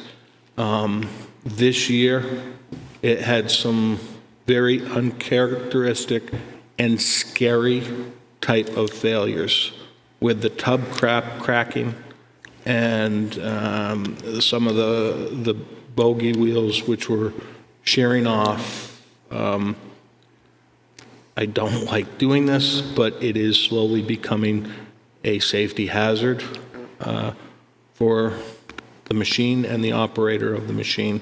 You know, they're working on the side of a hill. Yep. And depending on conditions, it can get a little treacherous. Granted, it's not a steep incline, but it's designed to do a job. It's done the job for us for a number of years. We've invested some money into it over the past several years. And in fact, I think 5 years ago, we invested some capital reserve money in this, about the tune of $15,000, and our hopes were that would get us about 5 more years, and here we are. Yep. I don't like the way that we're having to do this, but I think with the hits that this machine has taken this year, I think it's a good option. I would rather take it to the voters and decide and update the capital reserve appropriately, but here we are, and I think on this particular matter, Chuck has done a good job at getting some information together, and he worked with Casey to get some different lending options. Right. Do a follow-up for Chuck here, if I could. Is there any, I guess, operation of the groomer, you know, the client, our people that are running and operating it on the slope, do they go under any to their training and stuff? Or they? Well, so for the if we get the new groomer, they're going to have to be trained on the new groomer. Yeah. I'm not talking so much about. Are you talking about before? I'm talking, yeah, before and moving forward. So the new operator I hired last year used to do all the grooming for Lost Valley in Maine. He was the head of grooming, and he was also the head of grooming at Neshoba Valley. So he's been working with the other 2 operators, giving them more guidance on how to use the machine correctly. Right. That's what I was getting at. Yes. Somebody, if some of the ski slopes had some type of training to send our operators so it's being used properly. They offer training every September or October with the groomer. Yep. So if the new one comes about, they're going to have to go. Yep. Just because all the equipment I've read over the years, you know, the more adept you become to using it and using it properly, you notice that the breakdowns would be a lot less moving forward too and stuff. So that's where I was going with that. So thank you. Paul? So we have somebody who can actually drive this thing? Yes. Do we have 2 people to drive this thing? 3. We got 3 people. Okay, good. All right, thanks. Are we done? If we are, I need a motion. I'll make a motion that we move forward with the purchase of the groomer as presented tonight. Do I have a second? Brian, second. I've Dave made the motion, Brian the second. Any further discussion? Hearing none. All those in favor? Aye. Anybody opposed? Okay, move ahead. Thank you. You're welcome. All right, you're up again. Next item on the agenda is the Abenaki Bike Trail update. So you had asked me to, at the last meeting, to provide you with some information regarding the trails. I believe I also received some email correspondence from a board member today regarding this, which I have not had time to research that answer to this point. However, Chuck did go take a look at the trails. He was provided a copy of the lease agreement between Wolfeboro Single Track and the town of Wolfeboro. He did go out and look at the trails. He provided you a brief memo and outlined some photographs of the trails. Chuck, do you have anything you'd like to add about the trail conditions as we're getting into cycling season? So I did talk to Chris Dow last week, told him my findings, and they've been working on the trails for the past couple weeks with the storm damage. And he was hoping by next week they would be done. cutting the trees out of the way and opening it up that, whatever that trail's coming down the ski area there that you and I were looking at, because they shut part of that off. So hopefully that'll be completed. Okay, and are the trails are open, and are the signs on the spray fields up? We're missing one sign. I went over and talked to Russ. Yes. So right at the top of Abenaki, there's no sign there yet, but they have it, but they haven't installed it. Okay, but all the other ones are in. I think it looks like all the other ones are in. Okay. The other thing I would like the board to do is, I think we haven't, and thank you for the pictures and going out there and doing that. That's good to see. Oh, no problem. We still have an issue with the license agreement. And on page 7 of that license agreement was the criteria to build the new climb trail. And one of the things that was supposed to take place, it was to be flagged and confirmed between the town and the Single Track Alliance prior to construction. That didn't happen in the fall. We stopped construction on that trail at all, and I think we need to get back to Single Track Alliance and see if we can get this section of the lease agreement, them to conform to it. I just, we did it so there would be no confusion. We did it so we'd know, and they agreed to sign it, and we need them to go out and mark it. We ended up having a bridge. There's another wooden section here, and I don't know where that is. And my understanding, the construction was stopped once we moved that bridge. So I think we have some work to do with Single Track Alliance to get everything up to speed. Okay. All right. What was the bridge you were looking at? Like a wood. That's down towards the cross-country trails. That's been there for, Well, as far as I know, it's been there for at least 2 or 3 years. Well, I don't know when, that's part of the thing is that we don't have the mapping, we don't know where it is. Okay. They were to do a climb, I can't tell whether this is part of that, I just see a picture. And I think we tried very hard to get this all laid out, that's my concern. And it's not picking on them or doing anything, that's what we all agreed to, and it didn't take place, and we need to make sure that we are following this. Okay. All right? And I don't know whether we want to bring them back to the board or exactly how you want to do it, Jim. Okay, we can do that.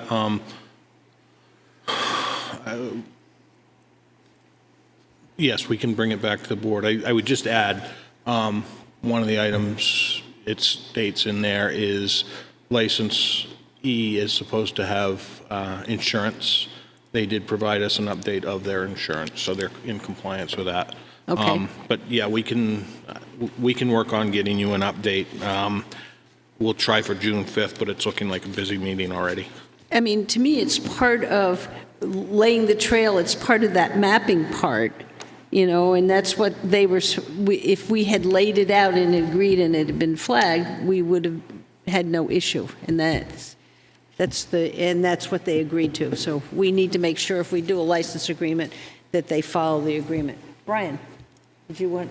No, I'm all set. I was going to just ask Chuck if he knew how old that bridge was. And you answered already. You said about 2 or 3 years. Yeah, it's definitely 2 or 3 years old. Yeah.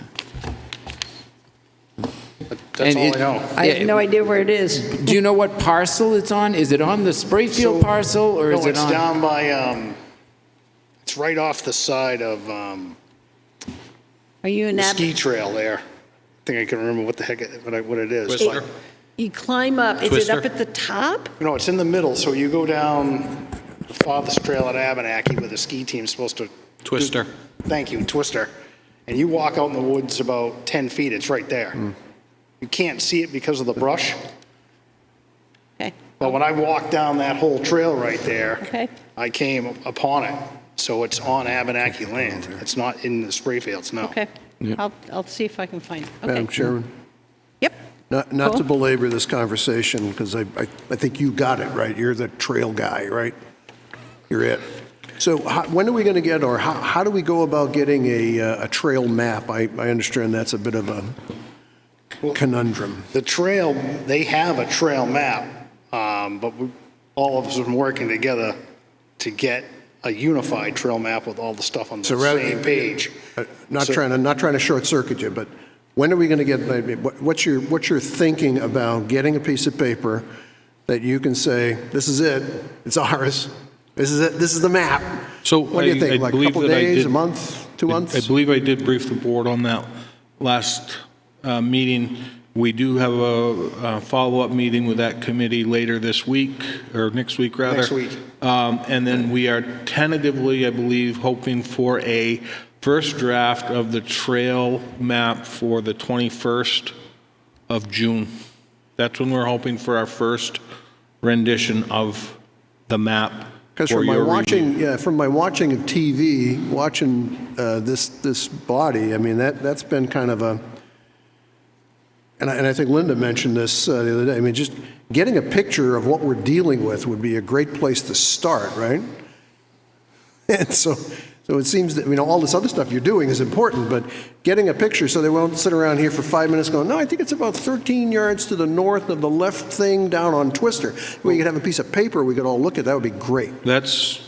There will actually be 2 phases of the mapping. Phase 1 will be the trails themselves. Phase 2 will incorporate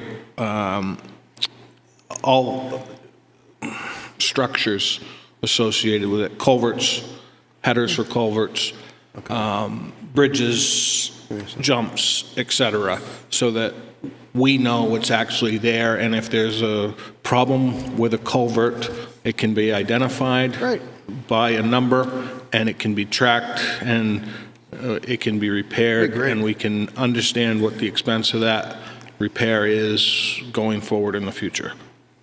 Thanks. Appreciate it. Thank you, Chuck. You're welcome.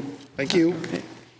Then, moving along here, the next item is a discussion, Northern Boundary Regional Commission grant, PSI molding plastic. Jim? So we've been working. It's not. There's no public input. We should not have to listen to that.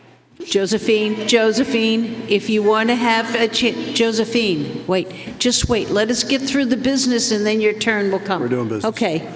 So we've been working with PSI for a period of time now regarding their desire to expand their infrastructure, which requires them to increase their electric capacity. They have been in contact with the representative from Northern Borders Regional Grant Commission. They do feel that this project is worthy of an application. We're working through the MOU of that right now between the town and legal and PSI's legal. In the meantime, PSI has secured a grant writer. However, what they would like to be able to do is have the Board of Selectmen sign the attached letter which outlines that the MOU is in process and that the Board of Selectmen are in support of this project because the town is actually going to be the applicant for the project. MED is the applicant. The MED is the applicant. So this is consistent with what we started about a year ago. And I can try to answer any questions that you may have about it. Could I, Jim? Linda? Yeah, sure. So again, catching up, sorry. So MED has said they can deliver whatever is required, right? Correct. They have to do some build out or none? Correct. Do they have to do build out? Yes, and that's part of what this grant is. And the build out's going to come from where? The 390 line, or is? No, they have to move on site. Okay. So currently it sits behind the building. They need to bring a second point of entry to the front of the building, at which point they'll put another transformer. So they're going to have dual entrance for facilities? Okay, thank you. I got it. Thank you. And it won't be our employees, though, doing the install? No. No. Our MED. There'll be a meet-me point, right? This is higher capacity or service, and our MED is not qualified to operate on that line, and as a result, part of the MOU, which we do right now anyways, is a third-party contractor services them from that point. Got it. Thanks, Jim. I would like to make a change in the first sentence. It says, "I would like to thank you for taking the time to meet with me." It should say the town manager, because we're signing it and nobody met with us. Fine. Sure. Okay. Does anybody else have any comments, questions, concerns on this? Hearing none, I need a motion for the board to sign the letter. So move. Second. Okay, moved by Brad, second by Paul. Any further discussion? All those in favor? Aye. Opposed? Okay, there's that one. All right, the next item on the agenda is we had a request from a member of the public asking about whether PSI used any PFAS or PFOS, and they gave a little background, and then the letter states that they do not, they're a injection mold plastic component, and they do not use any of the PFAS chemicals. So those forever chemicals, all right. So, and we want to make sure everybody, and anybody who would like a copy of the letter may have it. You want me to read it quickly? No. Why do you stop me? Because it's, This is all about. Josephine, Listen to the Don't stop me. If I have something to say, I have a right to say it. you do at a set time. I will call you when we get to public input, and I'll let you give me all the input. I'm last. I'm last on the agenda. That's where public input. Okay, let's move on. The next one is the Lakes Region Model Railroad lease escrow for $8,017.17. Jim, you want to take this? Yeah, so there's been, as you might recall, a lease agreement in place with the Lakes Region Model Railroad Museum.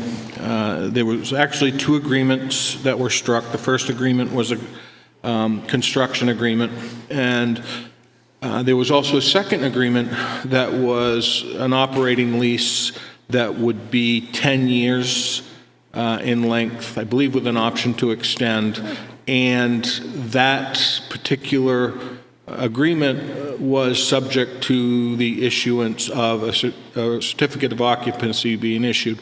Once a certificate of occupancy would be issued, we would transition from the construction agreement into the long-term lease agreement, and we are at a point now where a temporary certificate of occupancy has been issued for the museum for the period of 364 days, so that the museum can get themselves upfitted, at which point, when the upfitting is complete, the permanent CO will be issued.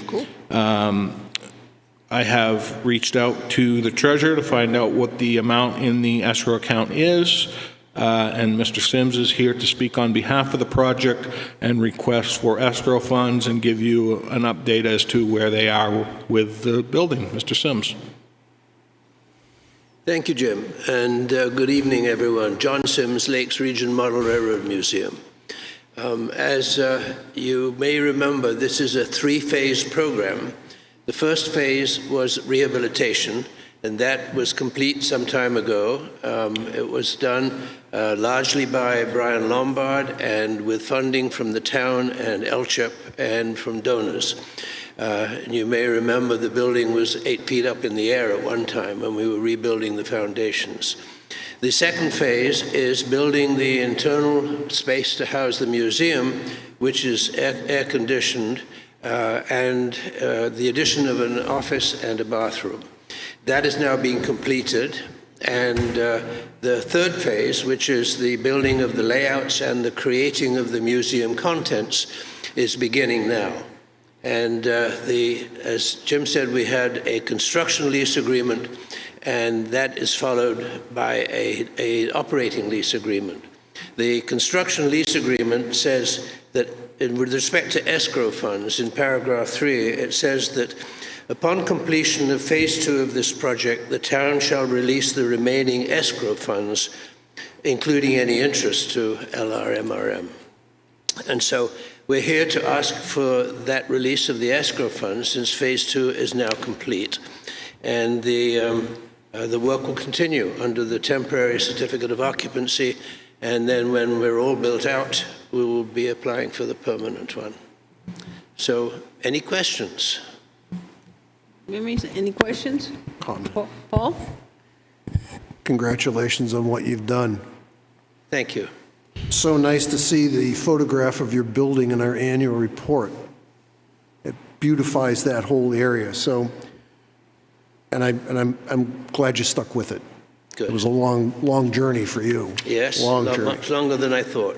So, You have a I'm motion, going to make a Paul? motion that we release $8,017.17, which is held in escrow, to the Rail Museum, plus another 33 cents should the income should the check be cut closer to the end of the year.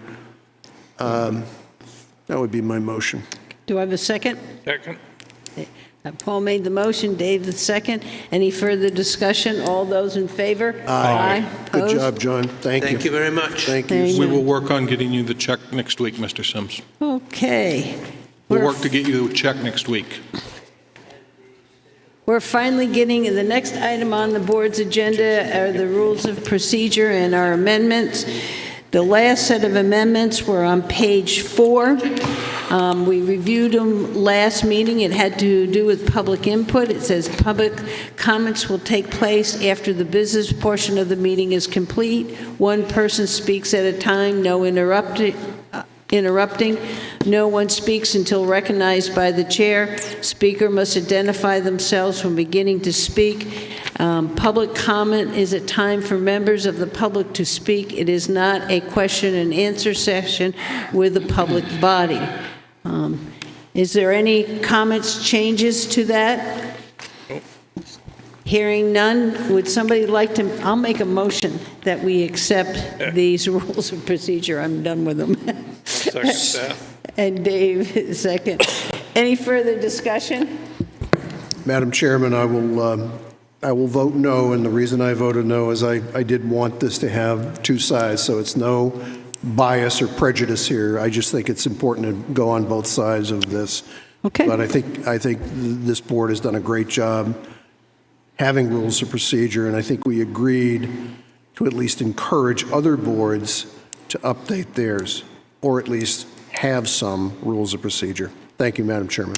Okay. All those in favor? Aye. One abstain? One opposed. One opposed. All righty. Next item is other business. I would like to propose that the board hold a public hearing on June 5th before the discussion and decision on Route 28 takes place later in that meeting. And it goes back to having a chance for the public to have comments in the beginning and on any significant decision we're going to make. I had heard that. In my reasoning, first, that for the 10 years, the Route 28 upgrade plan, the town has used since 2010 a context-sensitive solution process, which is a collaborative community approach to gathering citizens' input as to the design of the corridor and intersection alternative. The board should continue with that process with a hearing before we meet with the state.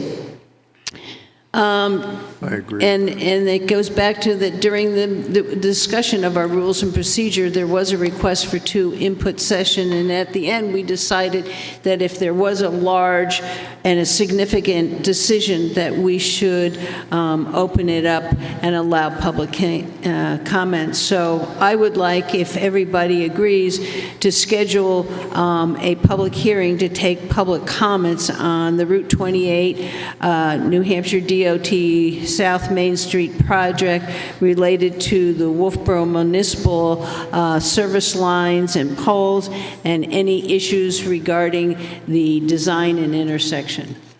I'll second that, subject to more discussion. Okay. Yep. We're going to hold this before the beginning of the DOT presentation, correct? So will we have it be, it'll have to be time sensitive then, as far as how long it can go on? Obviously, because we don't want to go beyond the start time of the DOT presentation, correct? I don't know if we've even gotten a time for their presentation, or we can set that time. You know, I look at, they held a meeting in August, and we had 35 survey results. The public came and asked them to open up their survey until September 30th, and now we have 350. I think a lot of people are given input, but this is their last chance. If there's something they haven't said, something they really want us to hear before we have to make a decision, I don't see it going on for hours, but I think it's... No, I agree. I think it's a good idea to have it and stuff. I'm not questioning that. I just want to make sure we understand that if we started at, say, at 5 o'clock or 5:30, whatever, and the DOT's planning their meeting at 6:30 or 7, whatever, that we're aware of a time slot to fit it in. That's all. Okay, because I guess my understanding was that we could have a public hearing. They were going to be an item on our agenda. They're going to ask us to make decisions. I didn't think they were holding another public hearing. No, I think they're making a presentation to you as the board to look for guidance as to which direction you want them to go. Okay, no, I misunderstood. I thought it was going to be another presentation for DOT, so... I think they are going to go over Yeah. the historical aspects of it and whatnot, but... And so I was hoping we'd take the public input first, and then... Gotcha. Paul? Yeah, so we don't get into one of these situations like, decide now, we're just going to give you updated information 5 minutes before you need to make a decision. I'd like to know, because I asked this a couple of weeks ago, is there a piece of paper that is being laid on the table that says, here's your options, here's your choices? I haven't seen that yet. I think we might not be a bad idea to see that, because if somebody wants me to make a $10 million decision, I probably would want to study that. Well, then we need to get that to you, because it's there, and it's part of the survey. I will get it to you that lays it out. Yep. The second part, and you mentioned it, Linda, and I loved the context-sensitive solution work that was done in the past. But to Brad's point, we got to put some structure around that, because those things normally go a couple of hours. And so it might not be a bad idea to think about how we structure this conversation so that people can get heard, but we don't have a situation where people could say, I didn't get a chance to speak. So I just think we ought to put a little structure around that discussion. And again, back to the beginning, I'd really like to know what I'm being asked to decide on. I haven't seen anything. I will send you the link and stuff to it. Appreciate that. Because it was there, and we've looked at it many times. And Jim, do you have the large layouts still? I mean, they're large layouts that you should be able to look at. Just catching up. To be somewhere, yes. Somewhere. Yeah, you should be able to see that. Brian. So I'm okay with having the public have another say. Let's just not make it so that we propose to take a survey, to have a report done, to study our policy on having surveys and report done, and then we schedule some more work sessions to see if we need to write this up as a report. No. I'd like to... I see this as the last chance for the public to give us any last input. I think they've given us a lot. They've had surveys, but we just had a discussion during a Board of Selectmen meeting about what was going to happen when we had to move the electric lines. I think we should take the time to hear from people. And I don't care if it's an hour and 15 minutes that they get to do that. Yeah. I think that's valuable to us, especially because we don't have public input in the beginning. And we said if there was a large decision, and I can't think of a larger decision that we've had in a long time than what we're going to do here in the effect of how the town's going to look. And just to respond to my colleague here, I thought I heard that the expectation is from the Department of Transportation is that we're making some decisions that night. So correct. The delay option doesn't appear to be workable, viable, something that could happen, unless I'm missing it. I'm hoping that's not what happened. Okay, I'm with you. But I mean, again, just selfish me. I just want to know what I'm deciding on, and whatever I can look at, I'll be glad to look at it. I also had Amy send out to the board the work that the Route 28 committee had done and its grid about all the things we looked at in parking spaces and how you get into the different businesses and stuff as just some other reading and background for the board to remember all the work that we had done before it went over to the state. A ton of work. Yeah. Does anybody else have any other comments? I made a motion, Paul seconded it, to hold that public hearing. All those in favor? Aye. Oppose? All righty, we'll add that. Does anybody else have any other business? Hearing none, we'll move on to committee reports, and I'll start down with Brian. All right, give me 1 second.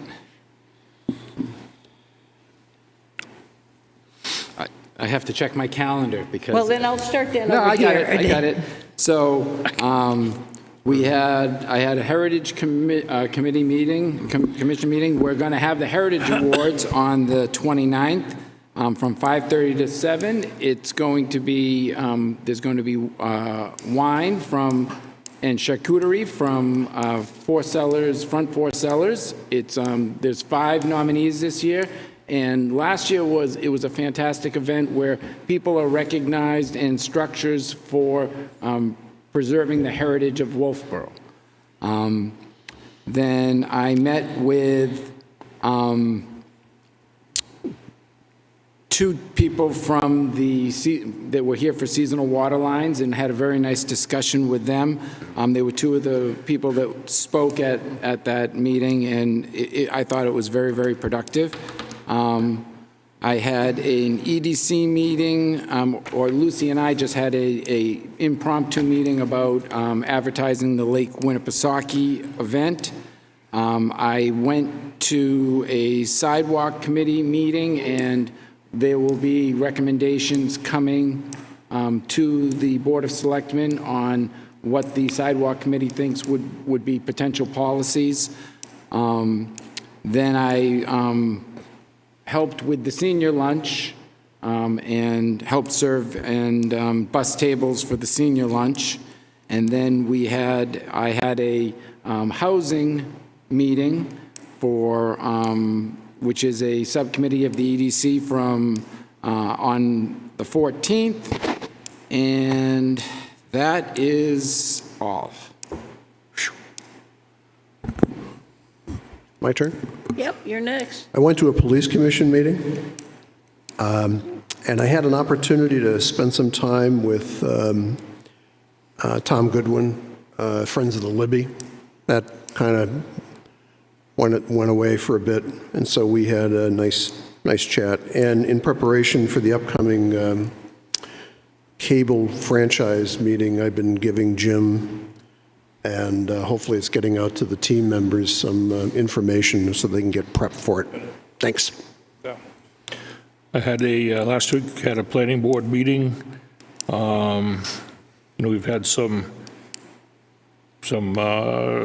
committee type meetings reviewing some of the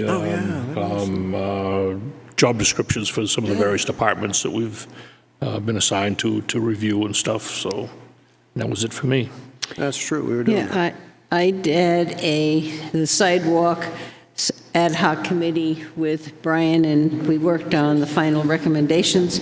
I attended my first Historical Society meeting, and I just really enjoy when I get to go to a new group and to see the people who are dedicated to the cause of the meeting. And they're working on the details for their summer events. I had an assessment subcommittee of Wolfeboro Water. They're working out the final details on taking stream measurements and samples, and they've gotten some help from the Wentworth Watershed Association. I went to the Chamber Executive Board meeting. Last night, Wolfeboro is starting to secure their performers and looking at venues and events. I went to the library trustees meeting, and their room uses have gone up and their services are going up. It increases every time I go from the year before, so that facility is full and running. And that's all I have. I had a Conservation Commission meeting, and Brian and I worked on job descriptions. That's all I have. Town managers report. I'm just back from vacation today, so playing catch up. And I know there's a few emails that I owe people correspondence to. You'll get something from me hopefully tomorrow. That's it. Any comments from the press? Yes, what is the time you were scheduling the hearing before the June 5, 6:30 meeting? It'll be at 6:30. It'll be part of the meeting. No, but I thought you were going to have a hearing for the public in advance of that meeting. No, it's a public, it will be a public hearing at the Selectmen's meeting on the 5th. It probably will start at about 6:30, just like these others were. Okay, but it will be first thing. Yep. Thank you. You're welcome. Okay, good. Public input. Josephine, it's your time.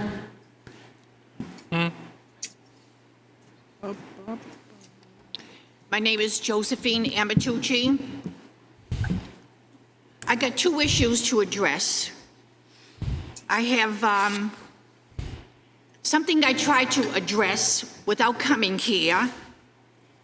When I tried to go to Mr. Pinio and asked him, under the right to know law, if I can see the if I can see the personnel records, the reports, the files, and disciplinary records of Chase, Rondeau, and Maloney. And we did have some kind of a meeting, but he never answered that question.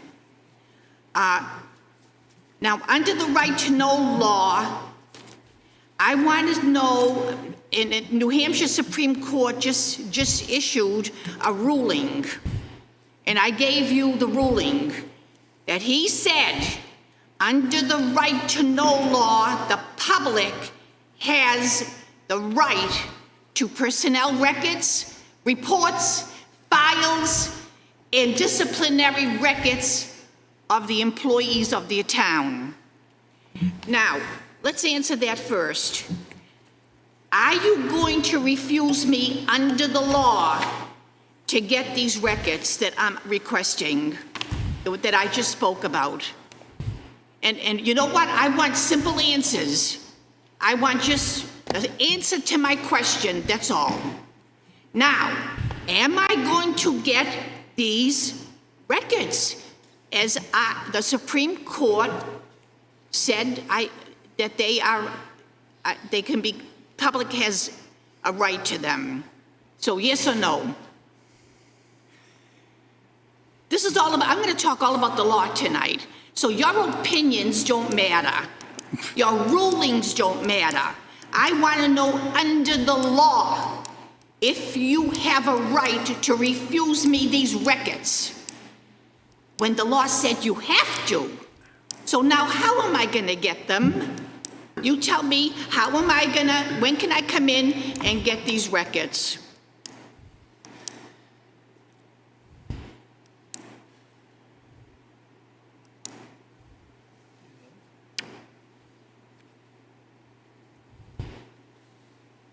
You're not going to answer my questions? No, we don't answer questions during public input. This is my First Amendment right. You have to answer. I knew you would say that. Hello, people. They're corrupt to the core. When it comes to the police, we cannot go to these people. They're corrupt to the core. They're correct. Now, she put me last so that she could not answer my questions. I went, according to the United States Supreme Court, are you going to allow me these records? Answer that. This is the law. You're answering the law, honey. You're not answering your opinions. I tried to go to him, and he wouldn't even meet with me. He won't answer this question. So this is my First Amendment right. And if you don't redress it, I'm gonna sue you to the bone. You, because I think you're the one that's disgracing this town. You. I've had experience with you for 10 years, or whenever you came on, and you always backed up the police so that you can get your job back, and you can get their Now, I was told, hello, people, she's not going to answer, but I'm going to go to court, and you're going to see what I'm going to do to her. Now, I have a letter here, hello, that says, but that's by nothing wrong. They made him a police chief, and he did the same in Danvers when he prosecuted someone when he wasn't supposed to prosecute them. So they're lying to you. Hello, people, they're all lying to you so that they can get the votes of the police and get their jobs back. So now you know you lied, because here, under oath, Chase said he prosecuted me for speeding. Now, you don't want to answer me. Oh, you're going to answer, honey. You wait and see. Now, I need the people's help. We have to do something. You see how corrupt they are? They're not going to protect you. There is no way there is protection in the entire system. They're all the mafia. It's all the mafia. Now, under the law, I have a right, we the people have a right to have a raffle in the library.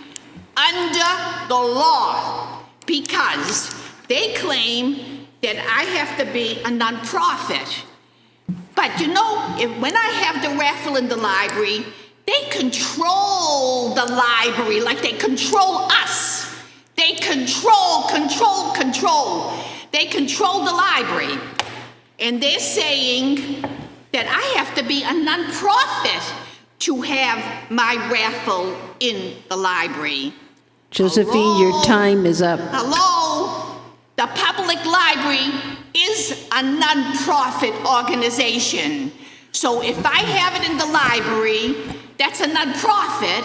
They're going to run it like they run everything else in our lives. They're going to run the raffle. They're a nonprofit. Josephine. So that's not excuse. Josephine. This is my First Amendment right. You have 3 minutes and you're over, so you need to try to stop. Our raffle, we will get the raffle in the library. They're going to stop you from everything. They're not going to do anything right with your lives. Okay, thank you, Josephine. Linda, you are in big trouble. Do I have anybody else in the public who'd like to give us public input? Come on up. Ann Blodgett, I've got a couple softballs for you. The website of late, you used to be able to click on the calendar to get an agenda. That is no longer. And you have to really dig for this agenda. You have to really dig for other agendas. I know there have been changes, but it happened with the planning board too. Secondly, on the Northern Borders Grant, and I think I heard in the past that if the company working with MDC, if we end up with a big change in load, it will affect taxpayers' rates, citizens' rates. So I think I heard that in one of the meetings, that there'd be a huge shift with that increased capacity, and it would impact citizens' rates. So I just want to make sure that you guys cover that in the future. Thank you. I forgot to invite all of you to the Freight House. We are working there casually, and there'll probably be somewhere all the time. But just give me a call. I'd be very happy to show you what we're doing inside. Thank you. Thank you. Come on up.